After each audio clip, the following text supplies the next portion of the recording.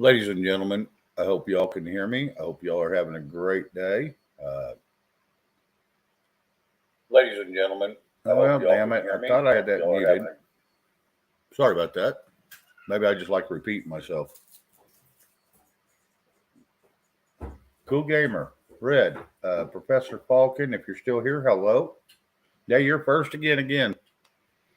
Professor, you're doing a wonderful job jumping in here. I appreciate the hell out of that. James Shepard, uh, good to see you. Anyway, no, we'll just see how tonight goes, and we'll go until y'all are tired, or I get tired. One of the two. Patrick Kelly, hello. Yeah, I didn't get a lot of sleep last night. Had a lot of things on mind, but hey, I'm not complaining. I'm not complaining. I got great people in here. Ronald Hendricks, hello, and Gypsy Lizzie, hello. It's great to see all y'all. Starting to come in pretty nice, pretty nice.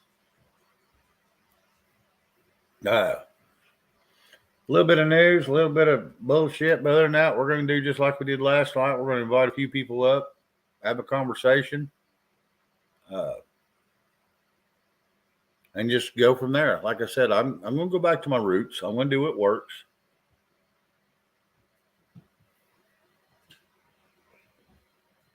Other channels want to come in. I mean, hell, get on here. Uh, Lane James, hello.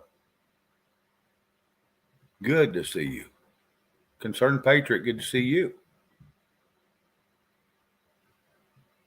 Yeah, it is definitely Saturday evening. We're not going to be in no hurry tonight. I don't say we're going to stay on extremely late, but we're not going to be in no hurry. We're going to just take our time and have fun. Uh, well, I hope to have a lot of fun. But, we'll just see how it goes. Sometimes it'll get serious. Sometimes it'll just go sideways. Hell, who knows? We'll figure it out as the night goes on. It's just part of it.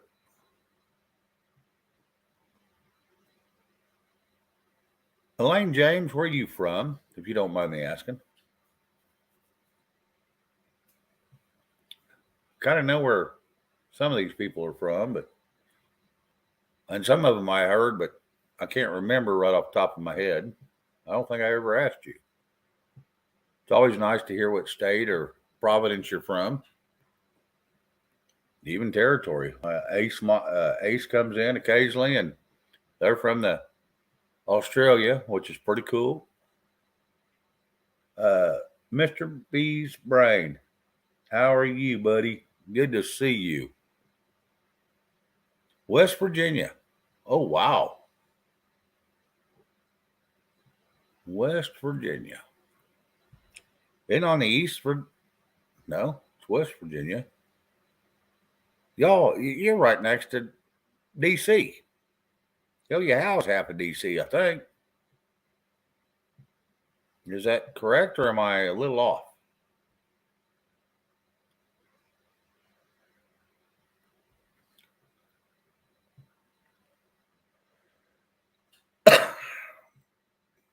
Anyway, everybody was in here last night. Thank you very much. That was awesome night last night. Had a lot of great fun. A lot of great people. Had great discussions, and that's always enjoyable.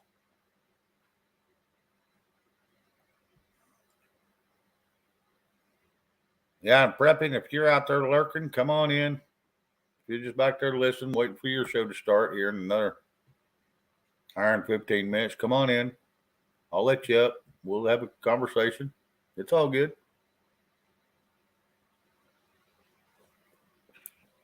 Yeah, Gypsy Lizzie, I'm going to agree with you. Last night was a great night. I loved it. It was good and peaceful, and but yet a lot of stuff come out. Communist run Illinois, not Chicago. Now the gangs run Chicago. Communists run the rest of it.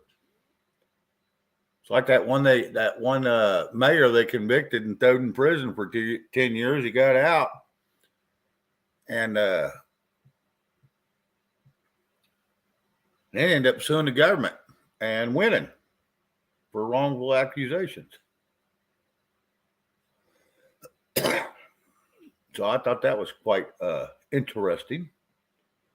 That was what, 2 years ago when all that transpired? 3 years ago? I think Trump had his hand in on that one, to be honest with you.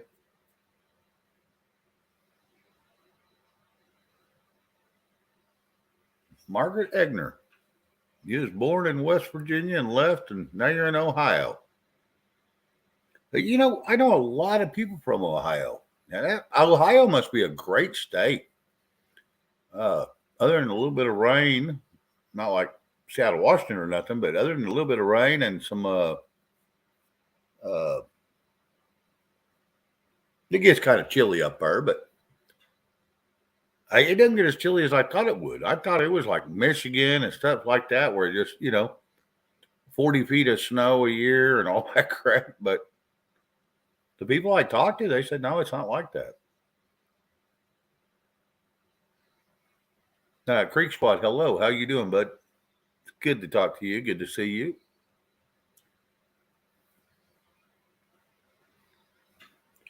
Yeah, it's definitely a Saturday night. Everybody's looking for something to do, and I mean, keep you out of jail. Might as well be here instead of running up and down the roads and having a cold one or a mixed drink or whatever you have, and getting pulled over to say hello to your local friendly police and highway patrol. That's always a nice evening. Never ends the way you'd like it, but it happens.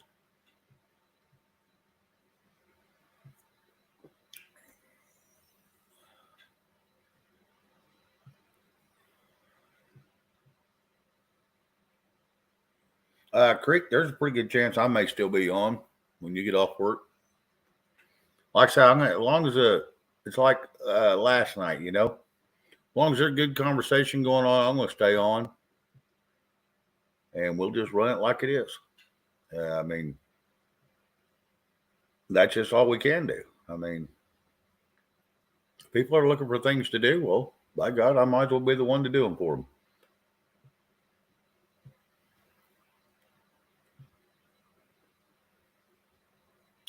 Anyway, I got a little bit of news. I was waiting for a few more to show up, but it's kind of slow this evening so far. So just kind of waiting a few minutes.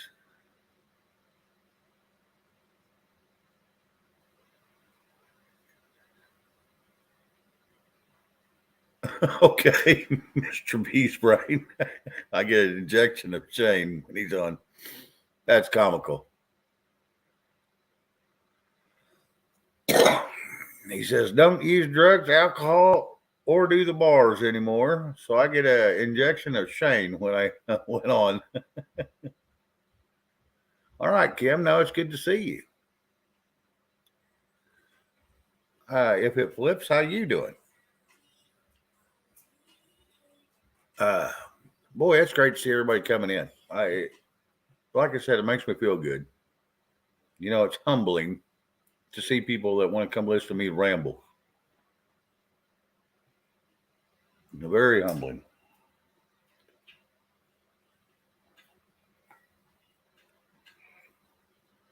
Lets us all know that we're all still human.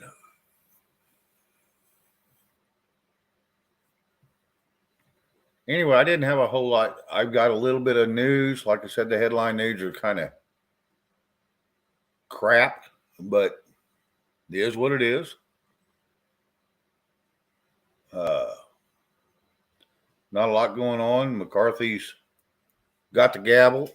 I can only imagine how much the payout was on that. The problem is, I see, is the House can have all they want, but if they send the bill up to the Senate, they can shoot it down with Mitch and Schumer in control. And then it has to go to Joe and be signed off. So it's pretty much useless, but they can keep excessive spending down, and they can vote down the bid for the 87,000 agents funding that was supposed to kick in this year maybe. They can go ahead and defund that and take away that money so they can't do it, which would be a good thing. So that's one good thing they can do. They do have the power of the purse. That's the ones that pay the president and the Senate. So, Prepping, hello. How are you? Let me drop a link for you, Prepping. Give me just a second.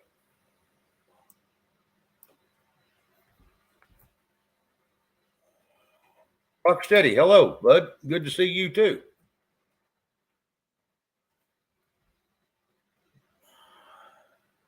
All right, there's the link. There, Prepping.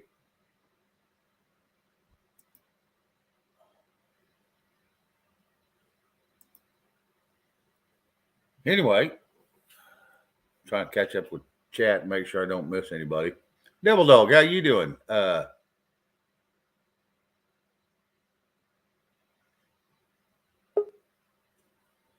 D Dog, you want to come up too? You can grab that link and get on up here too if you want, bud. Donna R, hello. Good to see you. How you doing, buddy? What's that? I said, how are things? As far as I know, they're going all right this evening. And how are they with you? People are being creeps in the neighborhood. Isn't that everywhere you go? Well, yeah, but how'd your show go last night? So I went live, right? And Yep. I'm explaining the difference between double and single action weapons. Okay. Right. And I'm literally showing them point blank on the screen. Well, I got shut down. Oh, wow.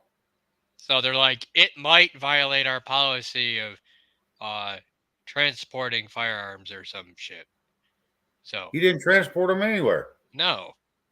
And they didn't give me a strike for it, so good on that. Right. But I mean, what are you gonna do? YouTube's being a bitch. Oh yeah, YouTube's they're getting really tight right before they get taken down.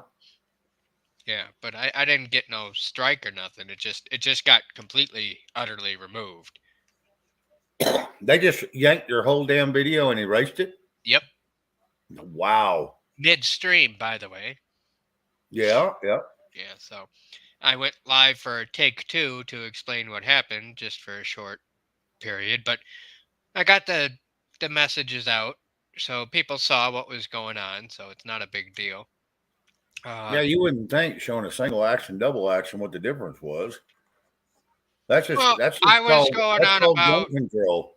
I was going on about different calibers and shit, and what is the best for you? Shoot what you're comfortable with. And I'm gonna be talking about that again tonight. Not showing anything though, but I'm gonna be taking some friends here shooting soon because they're like, shit's getting dangerous. So they're like, they know I carry and I'm the only one that carries at work. So they're like, well, you are the only one here with any knowledge on this. Can you help me? Right. So it's funny how, like, I tell them all this, shit for last year. I'm like, oh yeah, it's going to get bad. The economics are going to get bad. People are going to be stupid. You better start carrying. Well, now look, you're like a year into this and now you're coming to me crying that you want training or you want to be shown how to do this. Like, I told you this a year ago. It just amazes me that people can be like, oh yeah, that'll never happen. And then it does. And then they're like, well, what happened? Yeah. You didn't listen. Your ears were full of wax. That's what happened. Right. Hey, Andy. Hi, how you doing, bud? So it's one of those deals. I've been 20 years plus with my handguns, Mm-hmm. plural, Right. and I train in all different kinds of situations. I've been to setups, pop ups. I've been to turkey hunts with a handgun. Uh, and they said I was crazy. I've been to skeet shoots with a handgun, which shoots 410 Well, shells. most of my encounters are city folk Oh, behaving badly. absolutely. You know, Yep.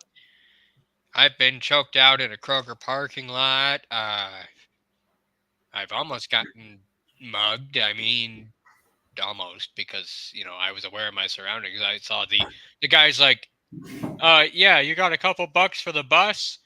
Yeah. And I'm like, no, go away. So There's no bus, there's no money. what had happened was we were at a Walmart. Of course, it has to happen in a Walmart. Always Right. does. Um, and me and my mom are out shopping, right? And she's getting in the driver's side. I'm getting in the passenger. I'm already in the car, buckled up, ready to go and shit. She's getting in. She's a little slow, right? So Right. I'm looking around because I am always aware of my surroundings. I protect her with my life. And guy gets up on her and says, "You got any money for the bus?" Well, before she knew that he was even there, I was out that door, around in between him and her. And I'm like, no, there's no money. Go, go to the Walmart for change or something. And he noped right on out because he knew I wasn't fucking around. Well, I mean, yeah, just But a I little bit didn't of have balls go a long way.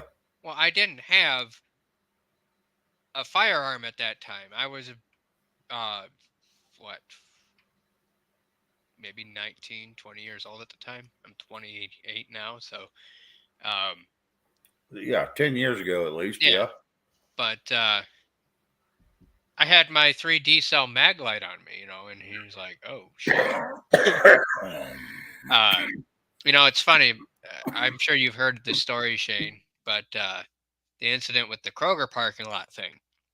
So I'm driving down the road. I get cut off by this guy. He pushes me up on the curb, and I pull in to the Kroger parking lot after he does, because I had to go to Kroger, and then so forth and so on. I had to go do shopping.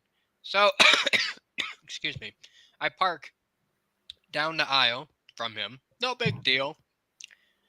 And, he gets out, and that I decide, you know what? I'm going to move my truck because I know he's pissed and I don't need shit happening. Right. Well, I pull up past him to go to the next one. I have my window down, and I'm like, "You okay, man?" Because he didn't seem like he was right on the road. Well, he took offense to that, and he's like, "What are you doing, following us into the parking lot?" Blah blah blah blah blah. So he then reaches into the truck and puts his hand around my throat and lifts me up out of my fucking seat.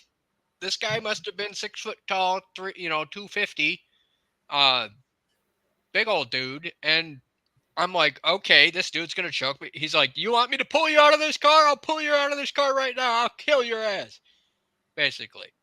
And I don't have my gun on me because I didn't have my CPL at the time. Yes, I was a gun owner and all that, but I didn't carry because you can't carry in your car without a CPL. But anyway, that was about 6 months before I got my CPL from that point. Right. So anyway, I had pulled the 3D cell mag light that I had on my left hip. It was between me and the door. Okay. Right. So I pull that bitch out and I go to whack him in the head. And I, with the last bit of breath I had in me, because he was choking me out, I said, "Get back." And I yelled that shit at the top of my lungs as what I could. And everyone's looking. They're like, "What the fuck's going on there?" I didn't actually hit the dude, but I kind of jerked my hand like, "You want to go?" Like, "Come on," kind of shit. And he let go at that time, and he's like, "You're crazy, man. You're crazy." I drove off, left the scene, and didn't call the cops.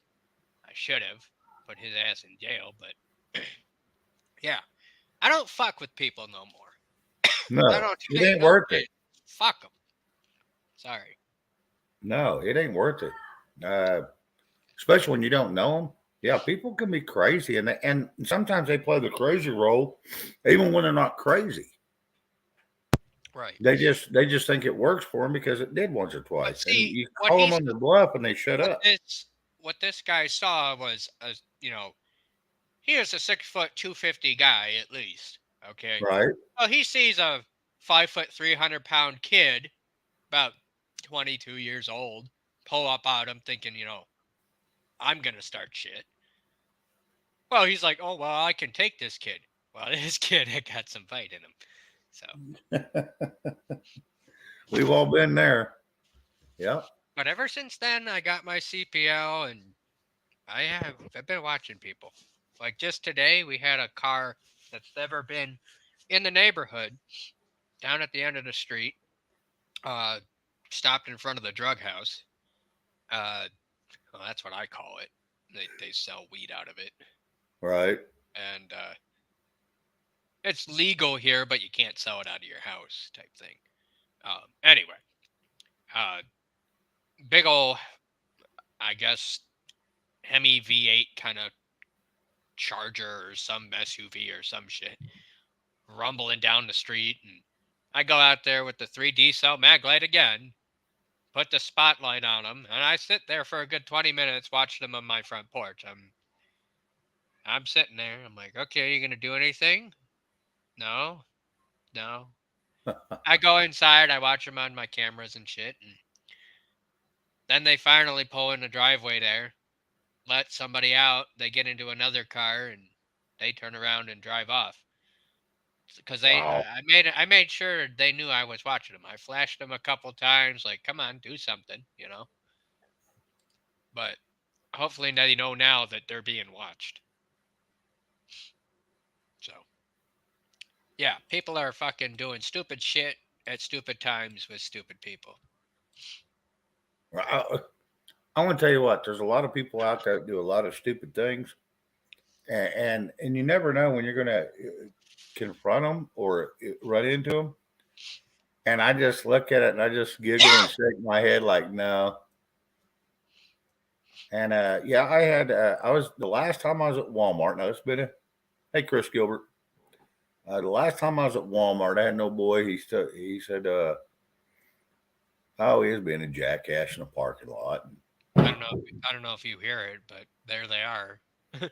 Yeah, and I was just like, and so I get out of my truck after I park. And I'm walking in, and he says, "I'm going to whip your ass." I said, "Why's that?" And he goes, "Because you took my parking spot." And I said, "I was pulling in as you was driving into the damn parking lot. How in the hell did they take your spot?" "Well, that's where I always park." I said, "Well, it looks like you're going to park somewhere else this time. I'm going to whip your ass." I said, "All right, let me know how that works out for you." And he looks at me, and he just turns around, starts cussing, and walks off. And I'm thinking, I ain't going to get into a fist fight with a bunch of damn idiots. Well, no, nowadays it ain't a fist fight. No, they'll They'll shoot you just pull dead. on your ass and pop you. Yep. Yep.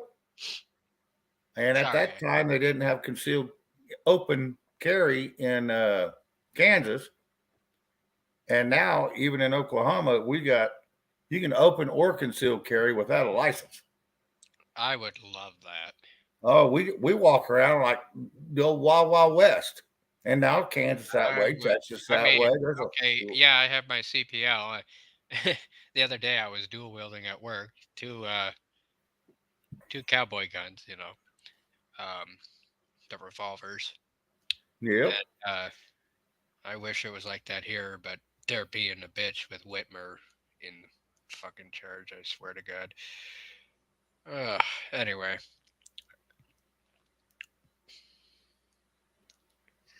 yeah, I don't know if you heard the engine revving just now, I, but they're no, I they're did not. no, they're outside again. Oh, lovely. Yeah, that fucking muscle car crap. What are they doing? Racing out in front of your house? Sometimes they do that, yeah. Aha. What makes your street so popular? Nothing in particular. It's just there's a lot of activity. Ah, Um, I wouldn't say legal or illegal, really. It's just right. people up and down. It's like it's the main thoroughfare or whatever the hell you call it. All right. All right. Fair enough. It's not a main road, but it's a main road of a subdivision. So Right, right, right. Yeah, we got one that goes right in front of my house, which is every time they reroute traffic, like when we have parades yeah, and stuff, they reroute it right in front of my yep, house, yep. right down Avenue G. And there's only a stop sign on the very far end, 1 mile south or 1 mile north. That's it. Well, in the last 6 months, I'd say been about, let's see, maybe 4 shootings within a mile of my house. Oh, wow. You see, we don't have that problem here. Yeah, I wish I didn't either. Um, yeah, and where I go to work, there's been 3 within 2 miles of it. I mean, Wow. it's a wonder how I'm the only one at my work that carries. You know, Yeah, you'd think everybody be carrying. it amazes me. It's like people are going about their lives unarmed, like, oh, nothing will ever happen here. You know, you can't rely on the cops all the time. Like, No, because it takes them too long to get there. If you're in a crisis I fixing to mean, die, I granted, mean, you need okay, help my now. work, my work is like not a block from the police department, so I really don't have anything to worry about. But doesn't mean you don't get stupid people. Uh, Oh, yeah. and I'm relatively close to multiple police stations and shit. But again, it doesn't change the fact that, I mean, okay, yeah, I'm close to police stations, but guess what? Shit's still happening around the police station. Hell, they had a protest and a riot by one of the police stations during the whole summer of love, if you know what I mean. Oh, yeah. I mean, yeah, they burned down their own damn police station. It's a bunch of bullshit. It really is. And Yes, it is. Then they just whined part because there was no police to save them when they was in trouble. right. And now they're bitching like, "Where's all the cops? Why aren't we having the police take care of all these supposed nasty guns on the street?" Well, you're the ones shouting defund the police. Well, now you reap what you sow. Yep. Mr. B said it funny. Faster to get food delivery than it is the officer to show up. Oh, so some of the guys at work do like the Grubhub and the DoorDash shit Yeah. as a side Oh, job. yeah. Well, guess what? Like this one guy, he's like, I gotta go with a GoPro, man, and do this body cam shit because they're either telling him they didn't get their food or they're robbing him. Wow. I mean, this is a bunch of BS. I mean, the dude needs a. Oh, society's fucked up. Yeah, I want to tell you, society had got really weird the last 2.5 years. Has really got them upside down. Well, maybe 3 years is when it started, but well, ever since the fall, winter of 2019, when CB-19 actually come out, uh, and then the early 2020, it went upside down, and it was all a ploy. None of it was true because influenza went away, cancer went away, decapitation went away, falling off the ladder and death went away, car wrecks went away, motorcycle wrecks went away. It was all to CB-19. Yeah. I'm pretty sure it didn't cure all them other problems. Influenza A and B, which happens every year, which the same time this is, they just hyped it up. Mm-hmm. And if people look at the numbers, you can go all the way back to 2015, look at the numbers of deaths per year by all of it together. They're not any higher or lower than what they were. Now, this new Jabberwocky this year is going to be off the chart. What, they came out with a new thing now? Well, this one that they've been going around, all these people are jumping up, running out on the field and falling over dead, playing that soccer or that thing. yes, the I thought Jabberwocky. that was due to some kind of new jab. No. This is that's that shit that they give you back when they said you need to get a Oh, jab. I didn't get it. Fuck it. Yep. No, I didn't get it. And then they said you need 3 of them. And then there's a booster. And I tell you what, when I went in for my health scare and flew into Oklahoma City, and I was laying there in that hall room, is what they call it. It's a little curtain that goes around you in the middle of the hallway. I was on the end of the hallway, so it wasn't too terrible bad. And it got the room right across from me. I say right across from me. It's about 15 feet down and then across from me. The guy had been in there 3 times with CB19. And every time he got it was right after he got the Jabberwocky. And I heard them talking. So when my brother comes to pick me up, I said, hey, go up there and ask about that guy in the room. Am I safe? I wasn't cared if I was safe. And he goes up there and goes, oh, yeah, he just got the CB19. This is the 3rd time he's been here. And I said, yeah, I heard all that last night. He goes, what do you think's causing that? I said, the jab. He wasn't sick till he got the jab. 2 weeks later, he was sick as a fucking dog, damn near to die. And I was like, all right, I'm done with this bullshit. I won't even. I wasn't going to get it anyway. I would say that, okay, I know for sure I had it one time.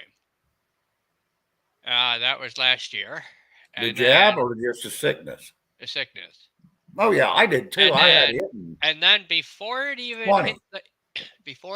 hit the mainstream here, I had it that November. I swear that I did, because me and my mom both got sick and we're like, what the fuck? And then this shit hits and then we're like, oh, maybe we had it. But I've had it twice. I'm still here. Guess what? Life goes on. Oh, absolutely. And that's what I was talking about, is just I ain't putting anything in my system that I didn't know everything about. I can't do it. My body was made to heal itself. Everybody's body was made to heal itself. When you get away from the petroleum drugs,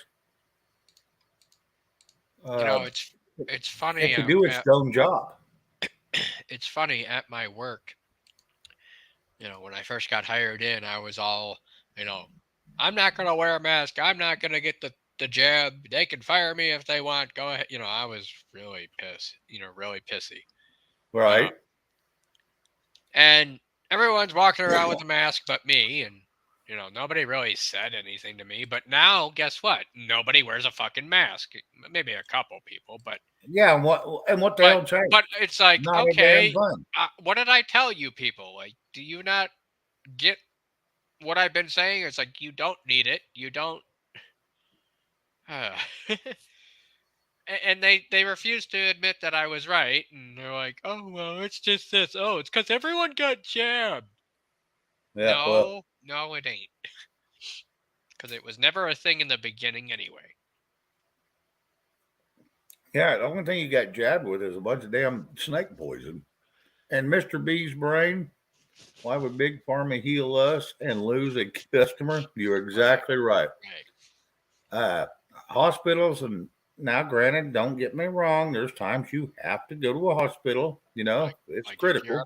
Like, for instance, if your appendix is about to explode, just an example. Yes. Life-threatening shit. Okay, you got your arm blown off by a shotgun. I mean, or some shit, that's obvious, maybe cancer. Oh, something. Absolutely. But other than that, they're only there to band-aid you up and send you on your way, so you keep coming back to get more. They make money off the medicine. They make money off every time you come to see them.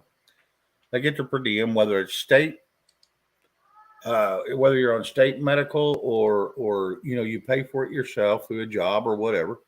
They make money, every time you walk in that door. And then you usually have to pay a 35 to 45, $65 walk-in fee.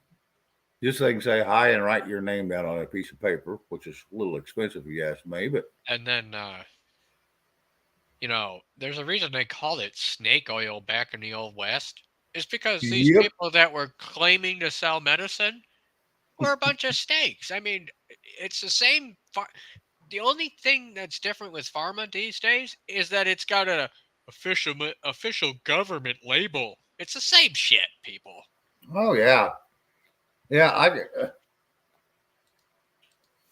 This What place was is that? gonna turn into the old West here pretty soon. I guarantee it. That's kind of what it's looking like. That's for sure. Well, I mean, here the way shootings have been happening, fuck, it's already like here. I'll pull up one here, and it won't get you taken down because it didn't get me taken down.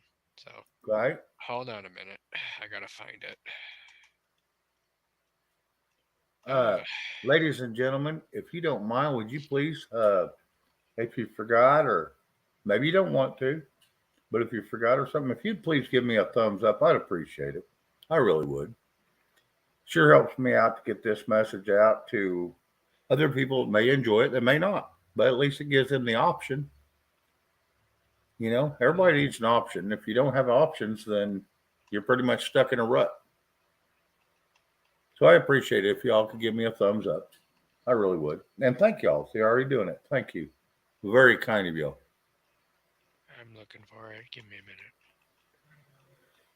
minute. Yeah, Karen, ammo is getting hard to find. Depending on where you're at, yes, it is. Speaking of Luckily, ammo, yes. I got, let's see, 250 plus about, let's see, 750 rounds of 22 long rifle Nice. for $36. Oh yeah, hell, I bought 500. I bought a box of 500 for my auto. Mm-hmm. $27. And I want to tell you what, a 22 is about the most deadly handgun you can own at close quarters. I've got multiple, and really, if I have to hit anything past 50 feet, it really isn't a self-defense situation anyway. Right. That's just I mean, unless they're shooting back with rifles, which I doubt. Anyway. That's it. Yeah. After 50 yards, you're like, that's just self-preservation. Right. I gotta find this here. Hold on a minute. Now, I hope everybody's having a good Saturday, ladies and gentlemen. I really do.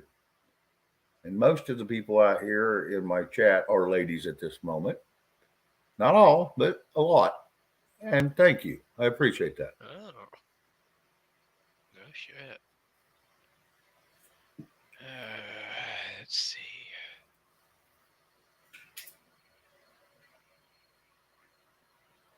Come on. What'd you do? You lose it? Well, it's on the local news, and the local news likes to post every fucking story there is, so I gotta scroll through their channel to find it. Oh, yeah. Now you're talking local. Local is where you live, or local as in just general news? Local Detroit. Okay. Damn it, where is it? Good old Michigan. Oh shit. Man burned to death. Great. God, society sucks. Did you see that one story where that couple that there was two adults and two children went off a 250-foot cliff coming through the mountains, and one of those electric cars went off the edge 250 feet straight down, and all four of them survived. Oh, I was expecting giant lithium battery fire, but okay. Yeah, because those batteries, once they get on fire, they're like magnesium. Water just ignites them even more. I mean, that's what they're made out of, ain't it? Yes, it is, instead of lead. So let's see here. So this was on 8 Mile in Detroit. If you know anything about 8 Mile, the movie, Eminem. Yeah, Eminem is what I was going to say, yeah. Okay, this is the dangerous areas. Well, actually, this is considered the light areas these days. All right. So We'll just do that and let you have it.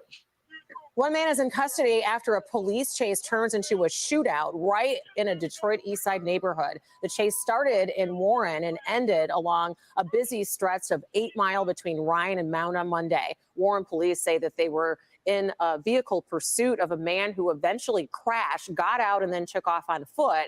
He fired shots at officers chasing him, which then turned into a shootout. No officers were. yeah. There was one where the guy opened fire. I gotta find that one.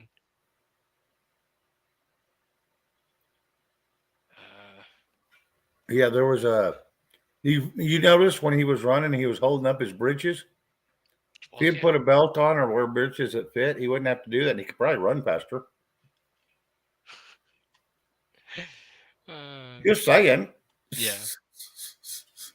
Yeah, I got a little something I'm going to show here in a minute. Well, I'm not going to show it. I'm just going to let everybody hear it. I won't show it because it'll probably, if I show it, it'll get me taken down.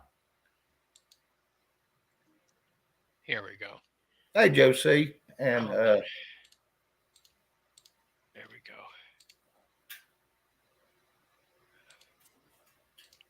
This is the same story, I think. Uh-oh. But it's, I think it Repeat shows and the whole repeat, huh? clip. It's a repeat, but it's the whole clip. Sorry. Okay, no, it's all good. From downtown Detroit, before news at 5 starts now. And we're going to start here at 5 with a police chase that led to a shootout through the streets of Warren and Detroit. Good to have you with us today at 5. Police say the man fired at officers in the middle of the day as he tried to get away. This all started in Warren and ended along a busy stretch of 8 Mile between Ryan and Mound on Detroit's east side. Sean Lay is live there to walk us through this scary chain of events, Sean. And came at a bad time. Traffic on 8 Mile was a nightmare for about 3.5 hours. It always is. There's one lane just reopened. You can see the. There they go again with their street racing. The Chargers just took off. And the size of this investigation. Warren police still here on the scene. If you look past the police tape near the corner here, you'll see all the phone.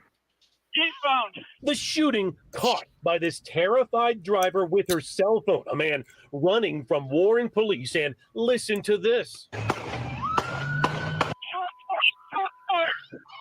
of 20560. Title on. Black male. He just threw the gun over the wall. The officer on his radio saying the man fired at him and the officer fired back. I got shots fired at him. He threw the gun over the wall of the dealership. It happened right here on. Anyway, not going to play the whole thing, but that's broad daylight, people. Oh, I know it. People are getting silly. It's these fucking places, man.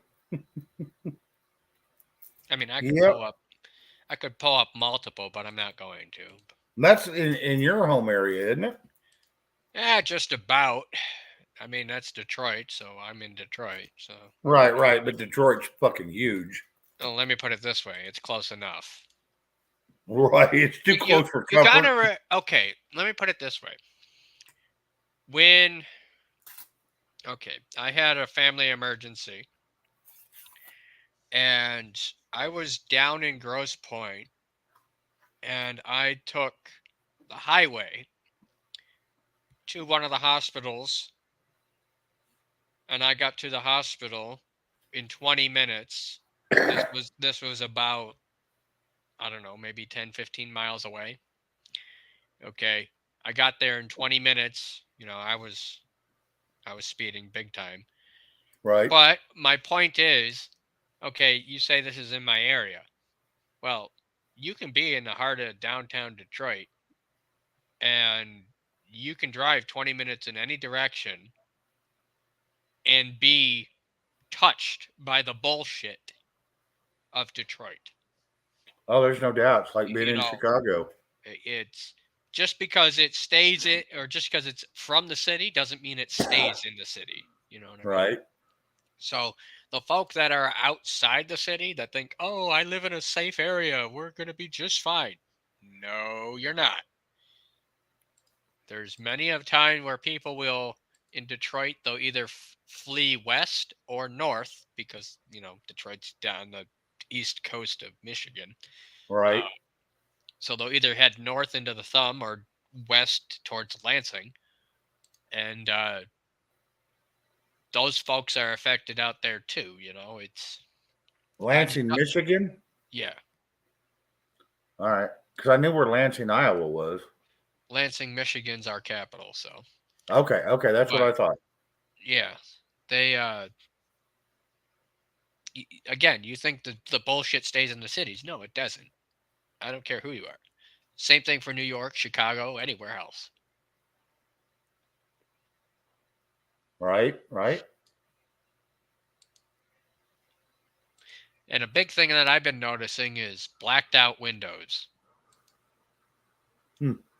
Like, I'm not just talking like, 80% and you can still see through. No, these are completely 100% blacked out. No, you can't see. Well, and I think 25 is about the legal around here. But if you go 25 on all your windows, your two back doors, your two front doors, and you put a brow on it, I want to tell you what, your car's so damn dark inside. It's hard to even back up at night because you can't see your damn taillights. Right. And people can't see in to see who's driving.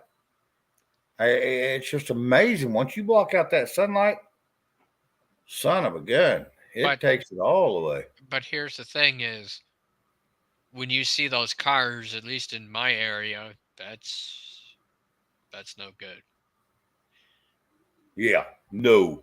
They come in like that. There's trouble somewhere. Yeah, if you're driving slow, you have blacked out windows, driving slow, they're no good. Yeah, on 20s now, granted, there's with some low neighbors profile tires. With what? Yeah, you're on 20s or 24s with low profile tires. Right. Yeah. There's kind of something wrong with this. I saw one of the 1980s like square donk kind of cars with like 30-inch tires. It's like, the fuck, how'd you even fit those things on there? Yeah, they got 30-inch rims with a slight lift, and then they put those low pros on it, thinking it's cool. I'm like, that's obvious. On low pro, those are the roughest friggin' ride you'll ever be in.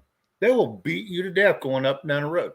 Well, what I'm getting at is when you see that shit, obviously that's a drug dealer or some gangster. But I'm noticing that even my neighbors, the ones that are still good, they're putting that shit on their cars as to blend in. It's kind of camouflage, you know what I mean? Oh yeah. So. Yeah, I've seen them, and they might as well just put right on their window, all their windows, drug dealer, because it just advertises what they're doing. It's no joke. In Oklahoma, you see something like that, you go to Tulsa, Oklahoma, you'll see some dumb shit like that, but very seldom. Most of the time, you'll see them. They don't even have tinted windows anymore. They'll do that shit right out in the open. I mean, Red, what are you talking? Hold on a minute, Red. What are you talking about? If it slips, it ships. What? Oh, that's if it flips, it ships is been around a long time, and what they do is they buy and sell.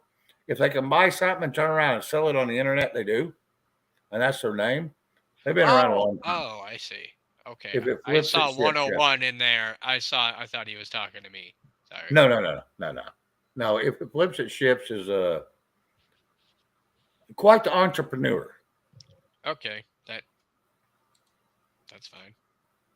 Yeah, I've seen a lot of crazy names come through, and you know what? I'm not going to block anybody until you go wrong. I don't care if I knew there was trolls at one other place. I've got a couple that come in here, and I'm not going to mention no names. I knew there was trolls, but now they're here every night, and they're really pleasant. And they're really good people. And okay, now let's get on this subject here real quick before I gotta go. Okay. Do you notice people just don't give people the time of day? Yes. Okay, like okay, granted, you use the example of trolls here, but in everyday society, normal interactions, people are so quick to escalate to 1,000 that they don't even remember their manners or their pleases, their thank yous. It's just fuck you. Yes. Oh, if it flips, it ships is from Michigan too. Sweet. Yes. Yep. Well, you know the bullshit we're sitting in then. Great. Seems like a lot of my people are like that I run into lately are from Michigan. I want to tell you what, I didn't realize how many people in Oklahoma actually look at the internet. But I got, when I was on the other channel and this one, there's 30, 40, 50 people that I know of. And I don't know them personally, except one that are from Oklahoma. Sure. Yeah, even train Well, wreck. and He's from out here. And chances are they're not far from you, or Yep. they're Most of them in are pretty close. Yeah, that's what I'm saying. And then, I'm like I say, 20 miles from the southwest Kansas, which Bruce is from. He's 45 minutes from me. And then I'm 20 miles from Texas, the Texas Panhandle, and I know people down there that watch me. It's funny. You don't have nearly the biggest area that I do to hide in. Right. I can show news clips from around the Metro Detroit area and not have an issue. Right. Because it is so big, you're really not going to find me. And if you do, Yeah. well, good luck. If you mean bad things towards me, you got a problem. If Absolutely. not, then we'll all be friends. Absolutely. But the internet has made things such a small world. Oh, absolutely. And I'm going to tell you what. Hey, Hawk. But yeah, the internet has made things so small. And it's great because I talk to people I got great people from Australia. I got them from the UK. I've got them from, you name it. They're here. The world is in our chats. The world. Yeah. And the Philippines. I've had people from India in my chat. Yes, I have too. And when I hit 1,000 subscribers, the interweb pushed me out hard. And man, I had people coming from everywhere, and it calmed down a little bit. But they said, no, this was just in our need to watch, or they're recommended suggested to watch stuff. Yeah. I don't get pushed out anymore at all. I've been getting too close to the fire. My subscribers haven't gone up at all in the last 7-8 months. Oh yeah, mine's pretty slow right now. Which I don't care. Nothing's going on, but yeah, there's nothing to talk about other than the same old bullshit we've been talking about for 3 years. Well, the hype is over. Well, no, it's not, but I don't think it is. No, now it's a cleanup. Now it's a cleanup, which people can still build huge off of.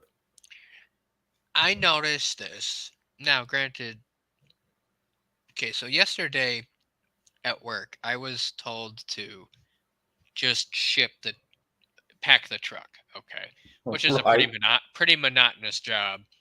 Sometimes you get stuff that doesn't come down the line right away, it's slow. So I'm literally standing there at the end of the line doing nothing, okay? And I was thinking, things are slow politically, really. And we've kind of become, instead of the hype train, the sentries. The ones that stand guard at the gate, waiting for shit to happen. Yep. We've become watchdogs. We've become sentinels, if you will. Yeah, you're paid to stand there and look around. Yes. Which is not a bad thing. But let's remember our spots, you know what I mean? Yep. So. Yep, that's it, exactly right. I got to say something to Becky Justice. hello, thank you, and I am so glad you're here. Becky, it's always great to see when you come in. Uh, and you will never understand how much I mean that uh, from my standpoint. So thank you. I'm gonna go ahead and drop down because I got my stuff to do. Yeah, I'm fixing to take maybe a minute and a half, 2 minute interval anyway. I'm going to put on a little video that was sent to me that everybody can listen to while I go, to the restroom and do my thing real quick. And then, so if you need to go prepping, it was great to see you. I'm glad you're here. And the Thanks, first Shane. chance I get, I'll be over on you, bud. All right. You have a good night, Shane. Hey, you do the same, bud. And I'll to you too in chat. Oh, yeah. Oh, yeah. Always great to see him. Always great to see him. Like I said, that's where a lot of us started. So, uh, like I said, I was on Tim Pool and Ryan Dodson and end up finding him, listening to him, and got into the community I'm in. And well, 2.5 years later, 3 years later, here I am. Anyway, I'm going to pull up something if I can find it real quick. Hang on just a second. Shit, that ain't it. Hit the wrong one.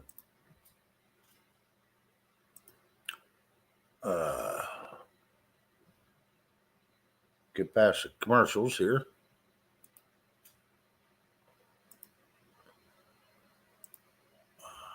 Okay, I got something y'all to listen to for just a second, and I'll be right back. Yeah, prepping's always been good to me too, Mr. B. He's always been good to me. Ever since we got to know each other, he's been real good to me. So I'm not going to cuss him whatsoever. And Kaiser say hello. Good to see you. I'm going to play this, and I'll be back here as soon as this is over. This is it's a few minutes longer than I want, but it's okay.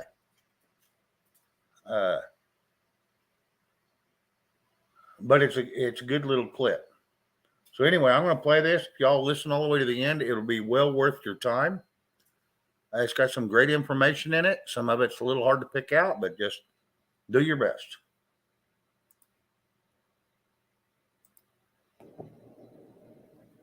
Everyone is noticing that products are more expensive than ever and also very challenging to find lately. Shoppers are having to check different stores for particular goods, but still most of the time they are unable to get what they want. Those who are hoping that the new year would mark a new era of abundance on our supply chains will be disappointed to find out that the various shortages that define 2023 are not only expected to continue this year, but analysts are also warning that they're likely to get even worse in the coming months. Conditions at stores will remain chaotic, and food industry experts say Americans are really going to be hurting in their wallet in 2023. Before supply chains were pushed to a breaking point, driving people to hunt for toilet paper and other basic essentials, few Americans ever thought about the supply chain.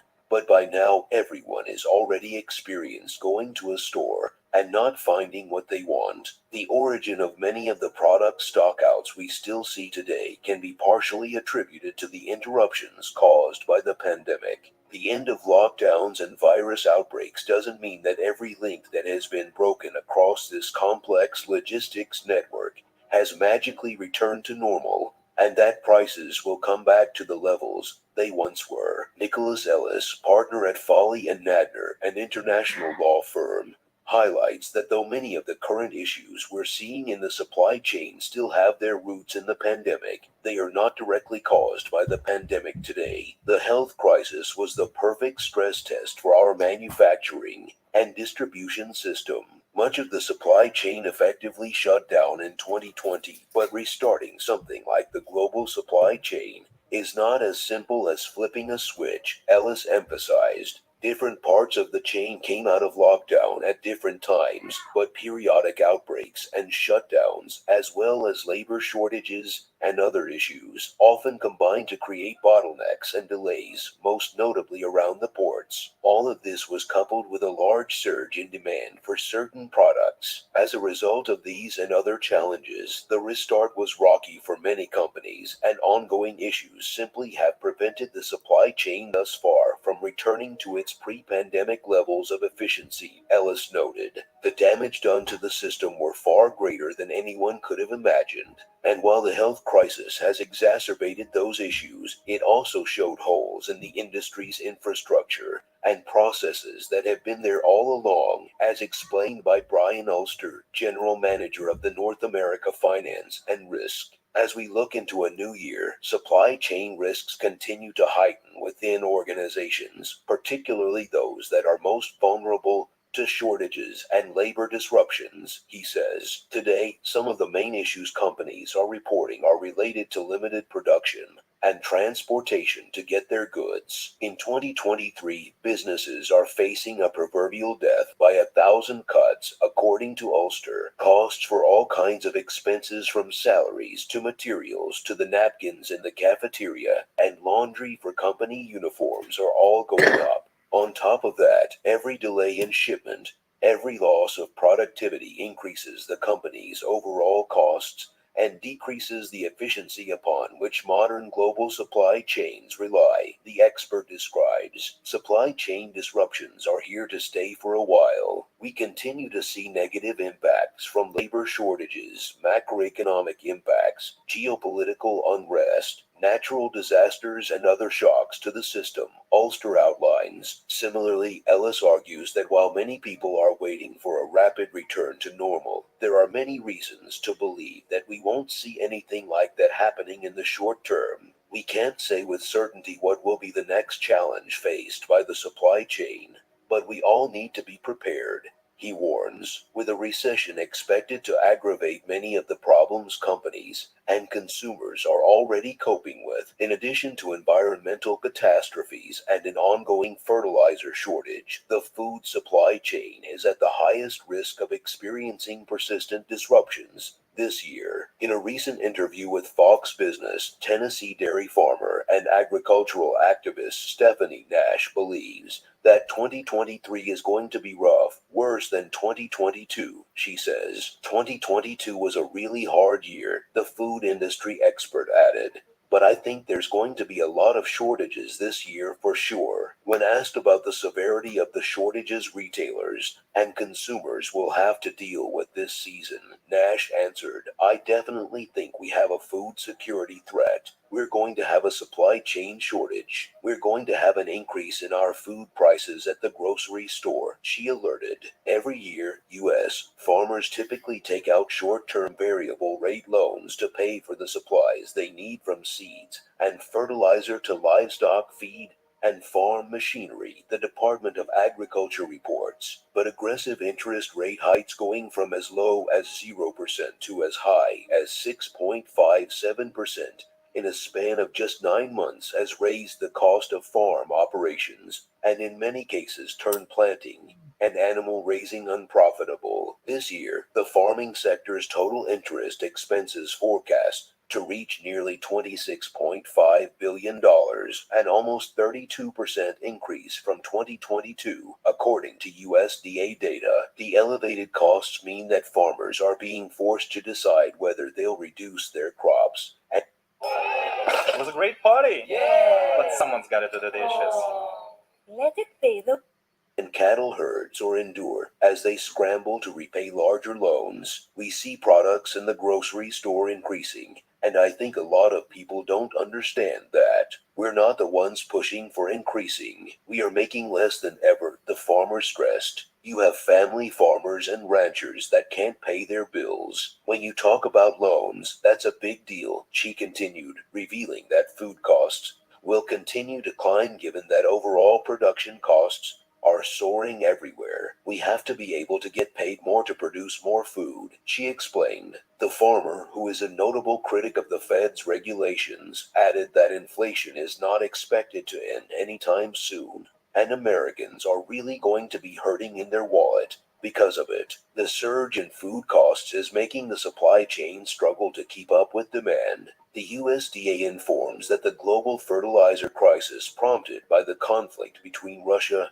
and Ukraine has directly impacted U.S. crop production over the past year. Right now, fertilizer remains in short supply for farmers, and prices are between 70 to 100% higher compared to a year ago. That's an impressive amount, especially considering that fertilizer comprises more than 1/3 of many farmers' overall operating costs. Government officials predict that this situation will become more dire in 2023. Moreover, increasing environmental disasters are also contributing to worsening food shortages all across the nation. Analysts expose that California's devastating drought has led to empty rice fields and a 10 to 15% loss of viable farmland. In other words, lost agricultural revenues from lost crops, meaningless money, and land to produce the foods we consume every day. Everything from the milk industry around to almonds has been affected, said UC Davis agricultural economics professor Daniel Sumner. I think that's a big threat to the United States. Weather, drought, and dwindling water supplies. We really didn't initiate any new programs to help farmers with devastation across America, the expert continued.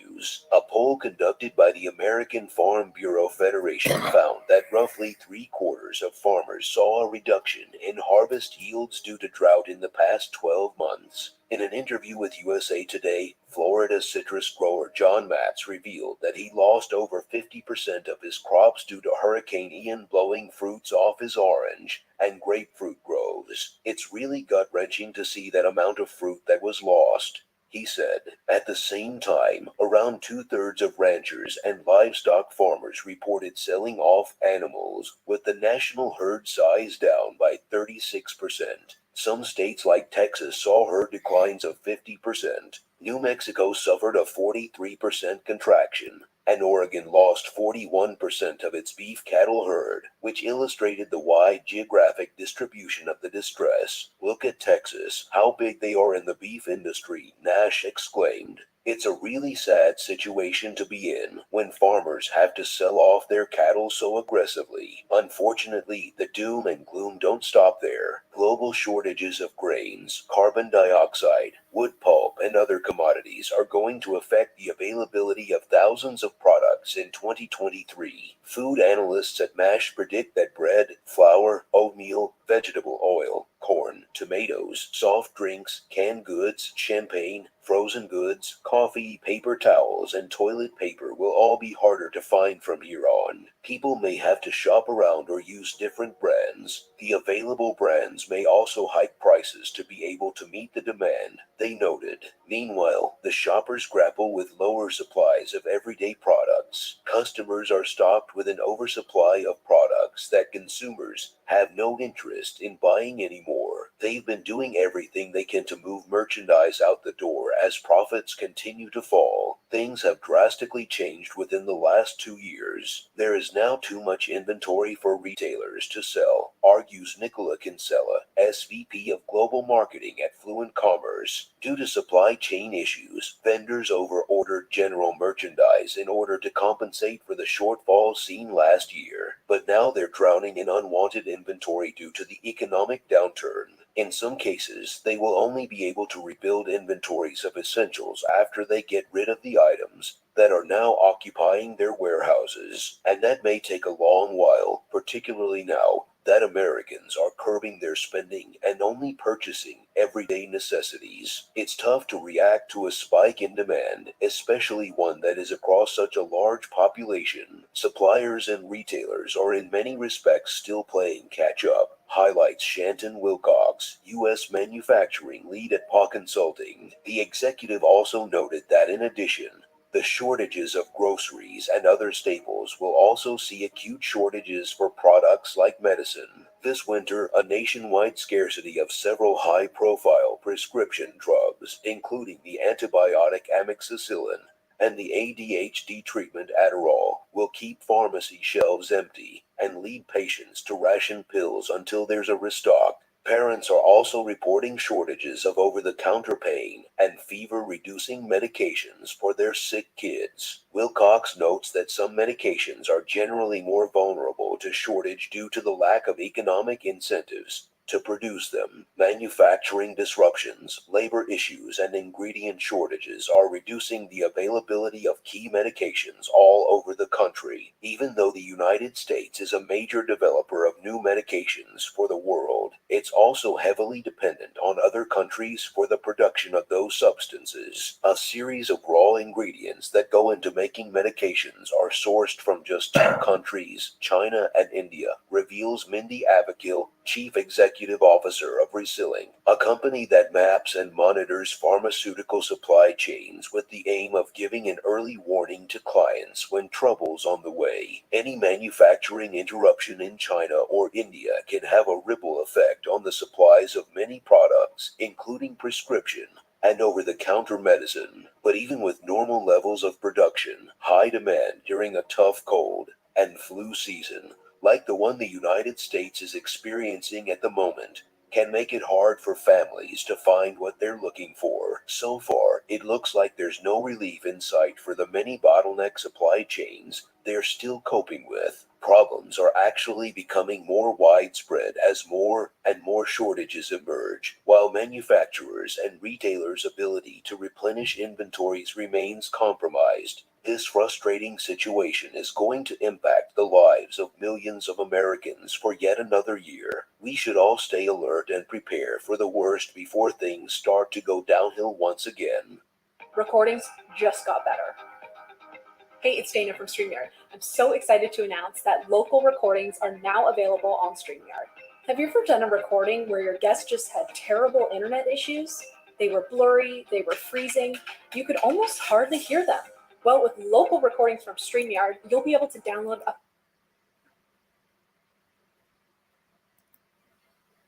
Sorry about that. I'd stepped away and tried to run back in here and grab it.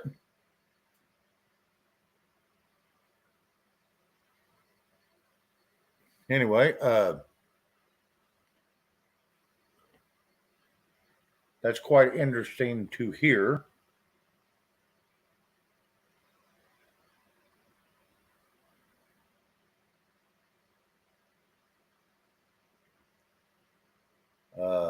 Spock's brain, no meds, plenty of jabs.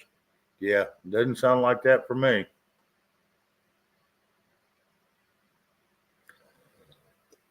Yeah, Ann Hummer, I'm not trying to fearmonger. I was just playing something that was interesting. Sometimes it's better to be up to date on things than it is to be not knowing what's going on. It's not saying I think they're correct or incorrect. I'm just saying that, put it out there and let everybody make their own decision.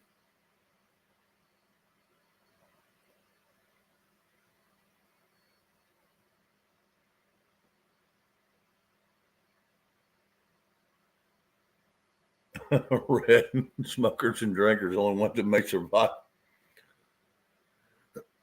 Well, yeah, they choked down a lot of crap, so I guess that would make sense. Yes, D-Dog. Learn about healing and herbs and other plants. That's correct. Music.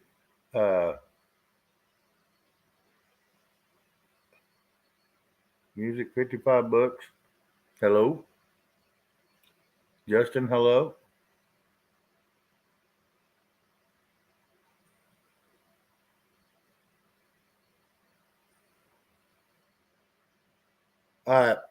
Justin, I may.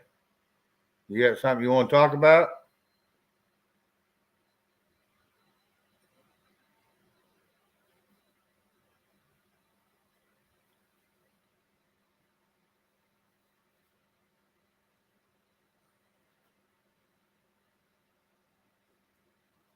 Anyway, D-Dog, did you want to come up?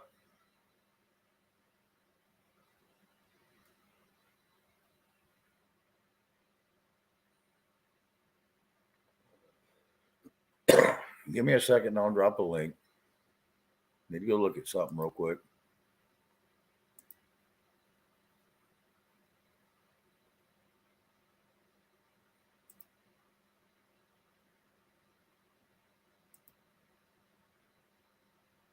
All right.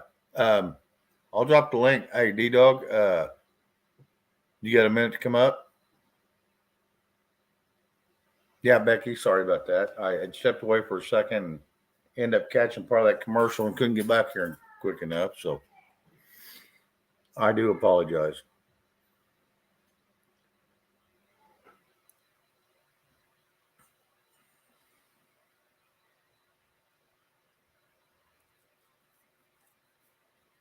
Oh, absolutely. Yeah. If y'all don't mind smashing that thumbs up, it would be greatly appreciated if you haven't done it already.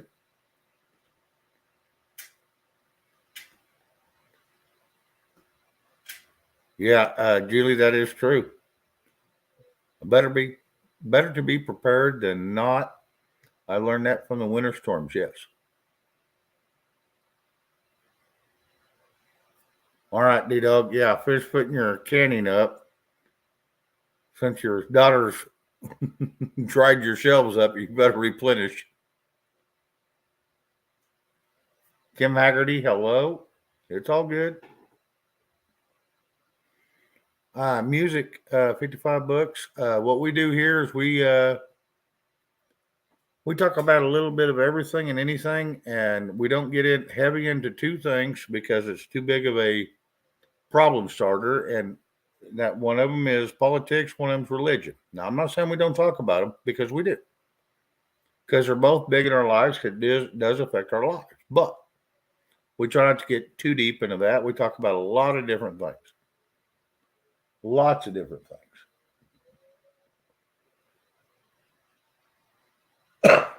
Yeah, darn the restroom breaks. Yeah, they do suck.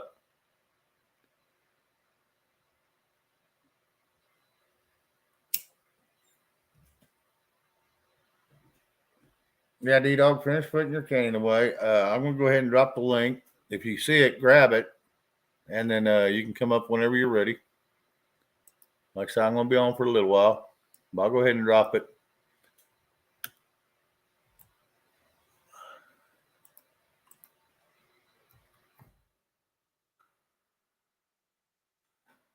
You have an entertainment channel. Well, that's cool.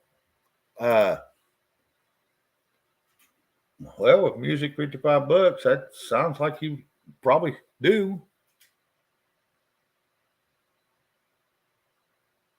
So anyway, entertainment channel. I'm not against the entertainment channel. I think it's all interesting. I just kind of careful what I put on here at times due to.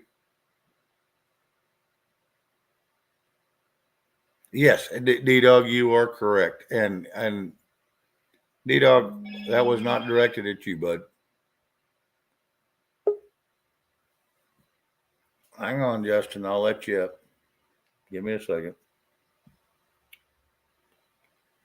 Yeah, and Music 55, if you'll take your all caps off and just go to regular typing, that would be great because all caps does get us flagged. If you don't mind, please, and thank you.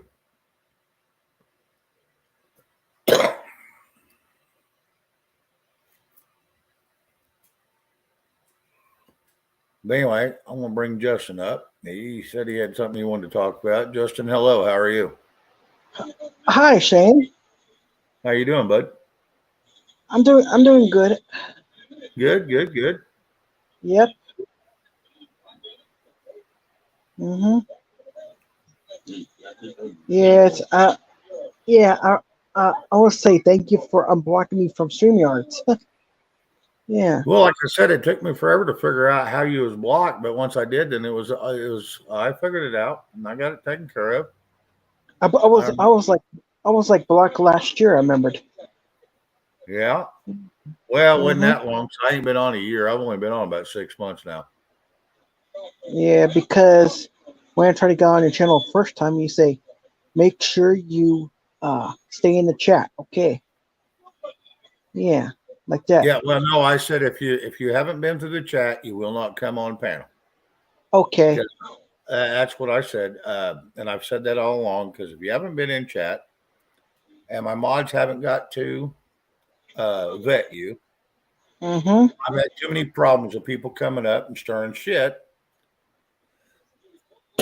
So if they're in Yeah. chat, my mod can look at you, then they understand it. So that was the first thing. Yeah, you get. We actually get to know me pretty well. Oh yeah, no, Mm-hmm. that's fine. That's fine. Instant. Yep. I only have like 4 followers on my channel. Yeah. Well, Yeah. it is what it is. Took me a while to grow too. That's just part of it. It's growing pains. Yep. Time to love, time to hate. Mm-hmm. Got it, Mark. Huh.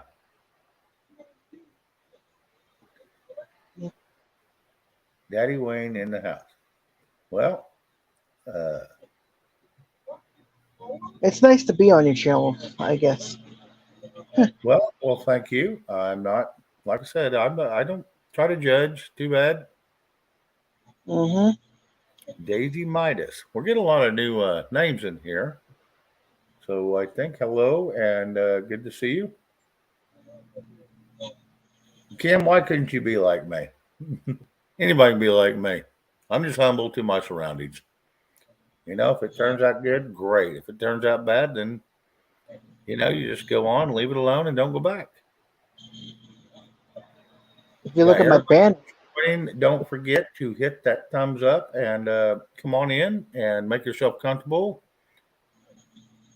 We yeah, will. are you Go ahead. actually on tomorrow? Tomorrow is Sunday. No, I won't be on tomorrow. I'll be on Monday. Okay. Uh, That sounds good. Yeah, I'll be on Monday. I took off Thursdays and Sundays, Mm-hmm. so I get a little bit of a break. And I actually probably didn't take off 4 days a week, but I don't want to do that to all the people that like coming over here. So I don't want to do that. Yeah, I have to make sure I'm in the chat when I first get on your channel, and I said hello. Oh yeah, and like I said, you've already been vetted, so it's all good. Mm-hmm. But I've had people come up here that's never been in chat, and they jump right on because they see a stream, so they just bail off in the middle of it, and then I spend most of my time trying to explain what I do and how it is, and and then they turn out to be some of them. It's turned out great. Some of them turn out to be shit starters. Okay. I'm a nice guy. Well, I try to be. I'm a nice person. Mm-hmm. Working man, how are you? I hope you're doing all right. Like I said, anybody that's in here that is not 18 or over, or 18 or over, needs to leave. Oh, this is an 18 or over channel only. I'm 31. Yeah, That's no, okay. you're fine, Jess. I wasn't talking to you. I'm just talking to, I see a lot of new names, and I just got to throw that out there. Mm-hmm. And everybody comes in, just make sure you hit that thumbs up. Helps me get my, hey, Paula, helps me get my channel out there. So somebody else may enjoy it. I'm like 31. I'm still young. Oh, yeah, you're still a pup. I was 20 years old when you was born. Mm-hmm. So, yep.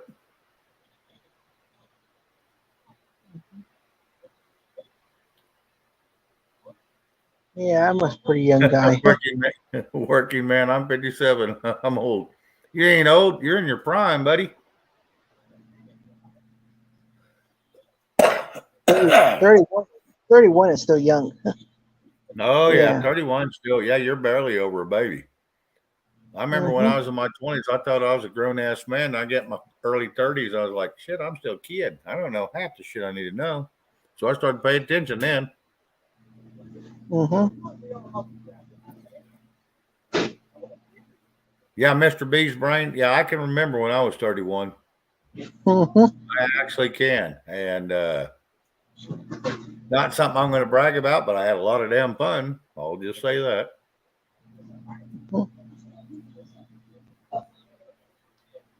Yep.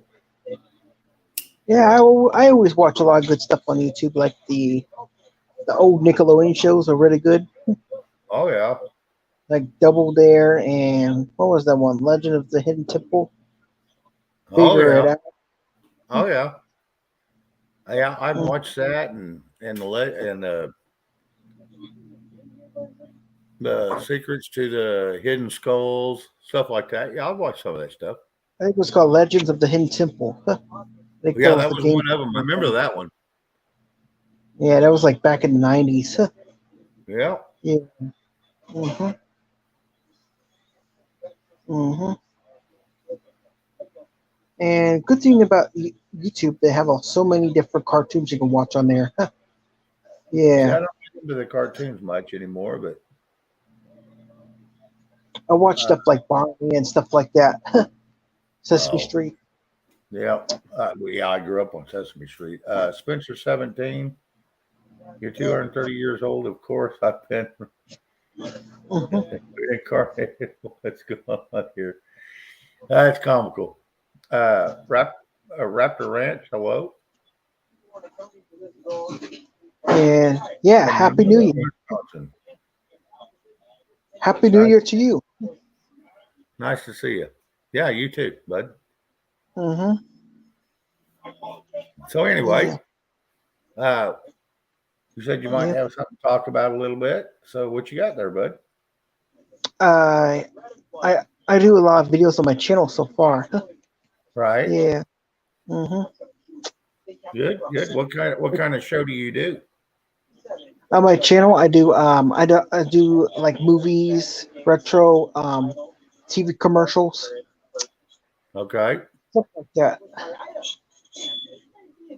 D Yeah. Dog, I am not singing Baby Shark. No, no, no, no, no. If I never hear that song again, it'll be too early. That song was kind of worse. When you think about it.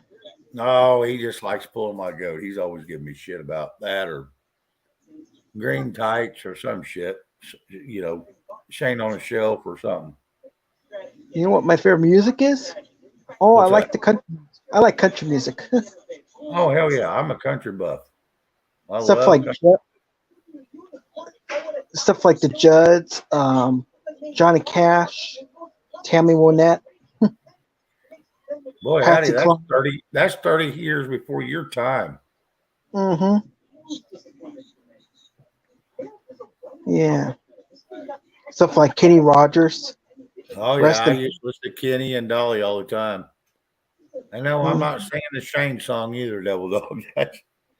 You played that stuff, one time, and how you found it, or how you come up with it, that was stuff jacked up. stuff like Reba McEntire. I still listen to. Oh yeah, Yeah, oh yeah, her I music listen to is Reba. You know, good. Reba's from Oklahoma. hmm Yeah, she's I really liked her when she was singing with Brooks and Dunn. I really enjoyed that. hmm And you know, she played in that show. What was that? That cheesy show about the worms out in Arizona underground. The big ones. hmm What the hell was that show? I can't remember the name of it right offhand. But they made 3 or 4 of them. Yeah.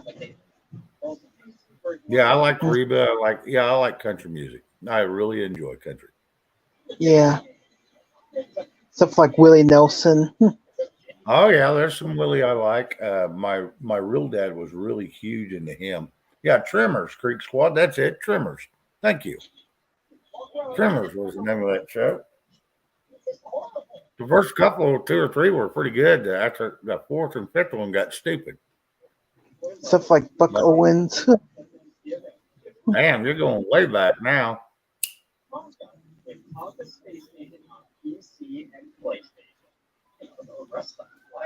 Marty Robbins. Yeah, Marty Robbins was cool.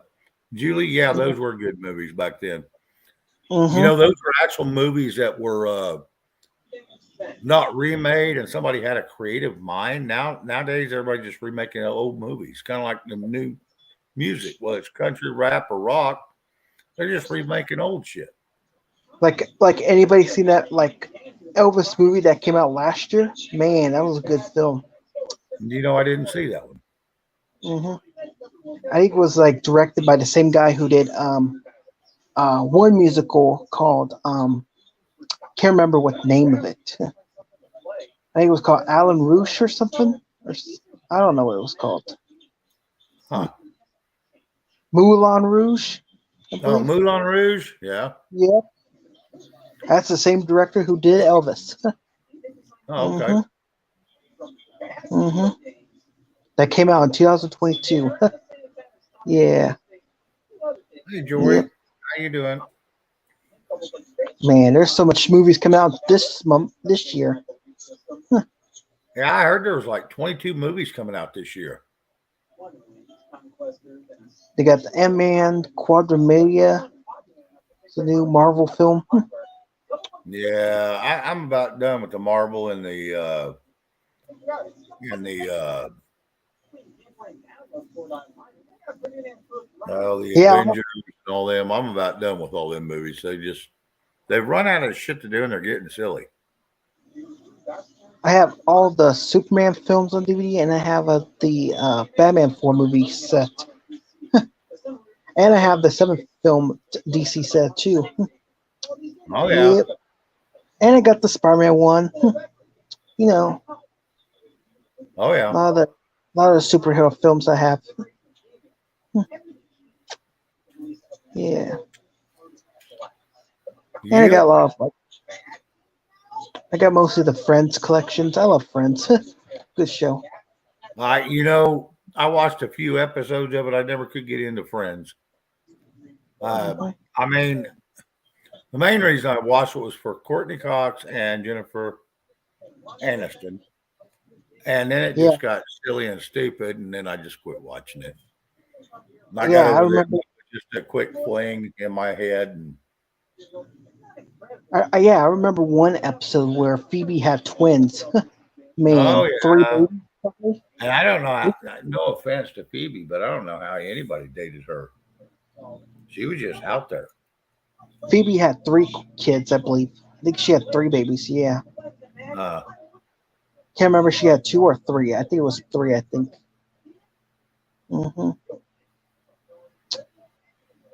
That's the episode I always remember. That she had 3 babies. Yeah, sorry about that. Creek Squad. I wouldn't mind seeing the new one. That's the one movie that they've had a lot of episodes. That they keep kind of on the same line, so it's not too bad. They've changed some people, but it's still not terrible. And I wouldn't mind watching it. Now, am I going to go pay a bunch of money to watch it? No, I'll wait till it comes out for free, and then I'll watch it. But other than that, I'm not going to. But I would like to see it. They have stuff like Disney Plus, stuff like that. Disney Plus, Hulu, Netflix. Oh yeah, I've got Roku. I got all that crap on my TV. It's a smart TV and 75-inch, and I can watch it. But half the time I'm looking at crap on my computer, so I can watch it on my computer and do other things at the same time. And so it works out pretty good. They have stuff like Tubi. Tubi always put out good stuff. Who? Tubi. It's been there. Yeah, the app you have to like download, and it has a whole bunch of free TV shows and movies and stuff like that. Okay. Supposed to be pretty good. Well, I'm going to drop the link again. See if D-Dog wants to come up. All right. And always like visiting with him. Good fella. Highly intelligent.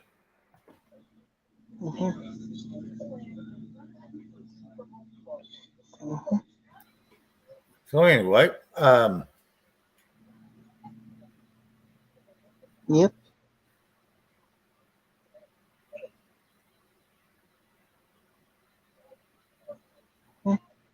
Okay, D-Dog says Tubi is a good streaming service. The Sound of Freedom. Yeah, Becky, I've been waiting for that to come out too. I want to watch it just to see what it's about. I didn't like the hype it was stirred up with 107 and the actor, but the actor is actually he did one of the best films I ever loved. Caviezel. Oh, anyway, Like anybody remember T.J. Hooker? That was a good show on TV with Henry Locklear. T.J. Hooker goes back a long, long time. Henry Locklear.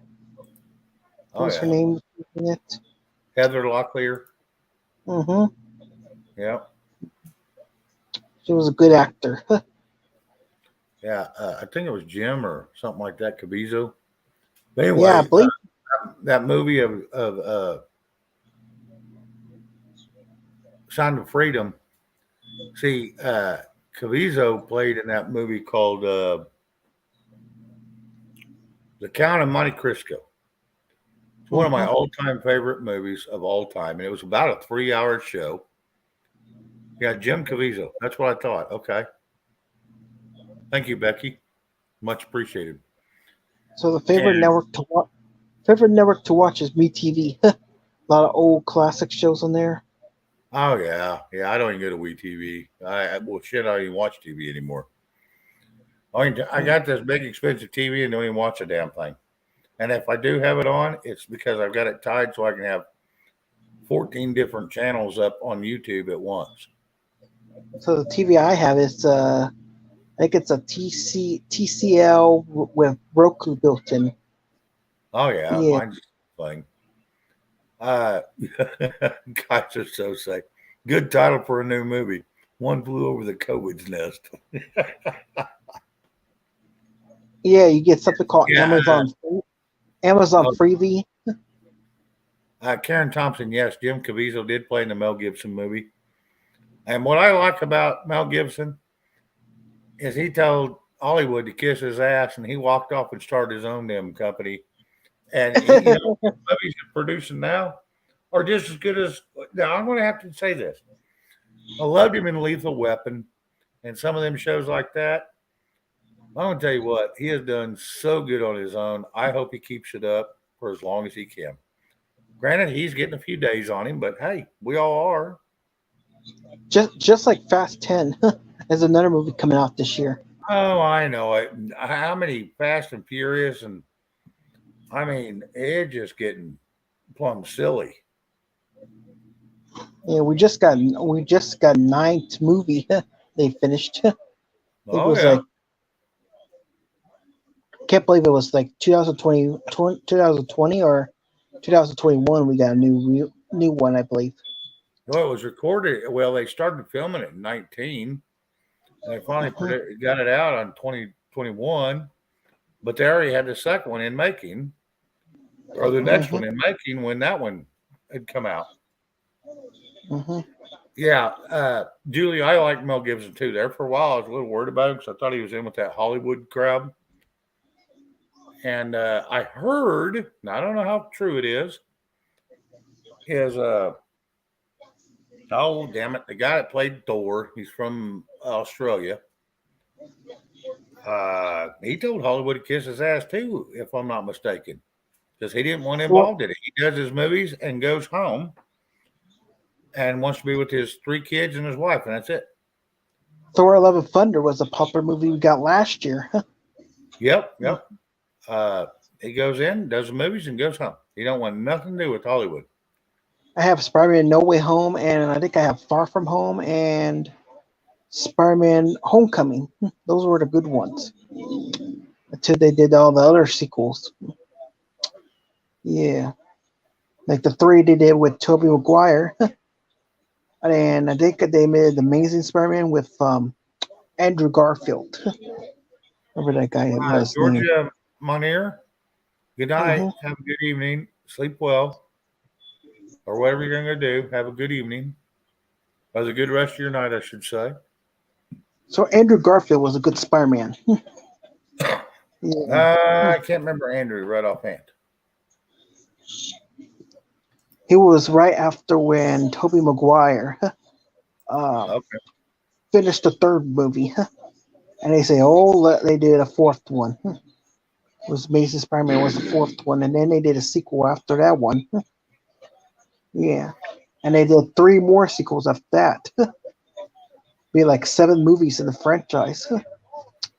Oh yeah. That's crazy. Becky Justice. Yes, I think he's seen some things in Hollywood he didn't want nothing to do with.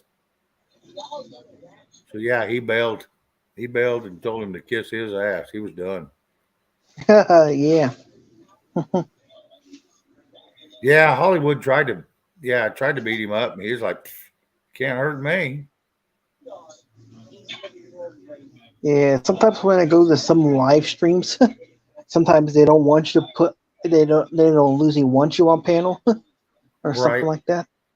Uh, Or there's Kim like Haggerty. too much. Yes, it was Hemsworth. Yes, Chris Hemsworth. I think his name is correct. Now the time in their channel, sometimes they have a bunch of trolls come up. Oh Man. yeah, we get them. Mm-hmm. Yeah, we get them. And some channels are bad. Oh Yeah. yeah. So far, we ain't had a whole lot of bad luck. We have had a few, but that's all Sometimes good. sometimes they go into some people's panels. Sometimes they will like kick me off or something. Yeah. Yeah, I tell them it's not right. Right. Well, I mean, it is what it is. I mean, not everybody's made for every panel, so never take it offensive. Okay. One day you'll find a place you belong, and you'll be good. Not everybody's. It's just like a job. Just because there's a job available and you're available doesn't mean you're fit to do that job. You got to be able to fit in wherever you go, and or wherever you decide you think you want to go. But you need to watch and listen for a little bit, and make sure you can contribute to what they talk about, and then you'll fit right in, and it ain't no big deal. And so it's all in how you look at things. You can't go, oh, they don't let me in, so they're assholes. Well, that may not be true. Maybe you're the outsider. They don't fit in with what they're talking about, so they don't feel you fit in, and they boot you. Yeah. So it's all in perception. It's all in perception, bud. Don't ever take it to heart. There's a lot of people out there in the world that are, some are mean, some are nice, some are just good people, but they just don't have time to put up with silly stuff if they are on an agenda. A lot of come in your channel anytime. Well, Anytime and I don't mind it. I don't mind it. It's all good. Yeah, that's why we have notifications though. If you go live, there's basically you like send it. That's it. Joe C, hello. Like Hey, you're Jay not Smith, on. I'm a good boy. As long as you're 18 or plus and you're not no trouble starter, you're good. Won't take but a second to know. All right. Thank you for letting me on panel. No, not a Happy problem, New Year man. to you. All right. Well, we'll see you, bud. I will see you, bud. I'll be in the chat. Okay. It sounds good, man. Nice talking with you. Bye. See you.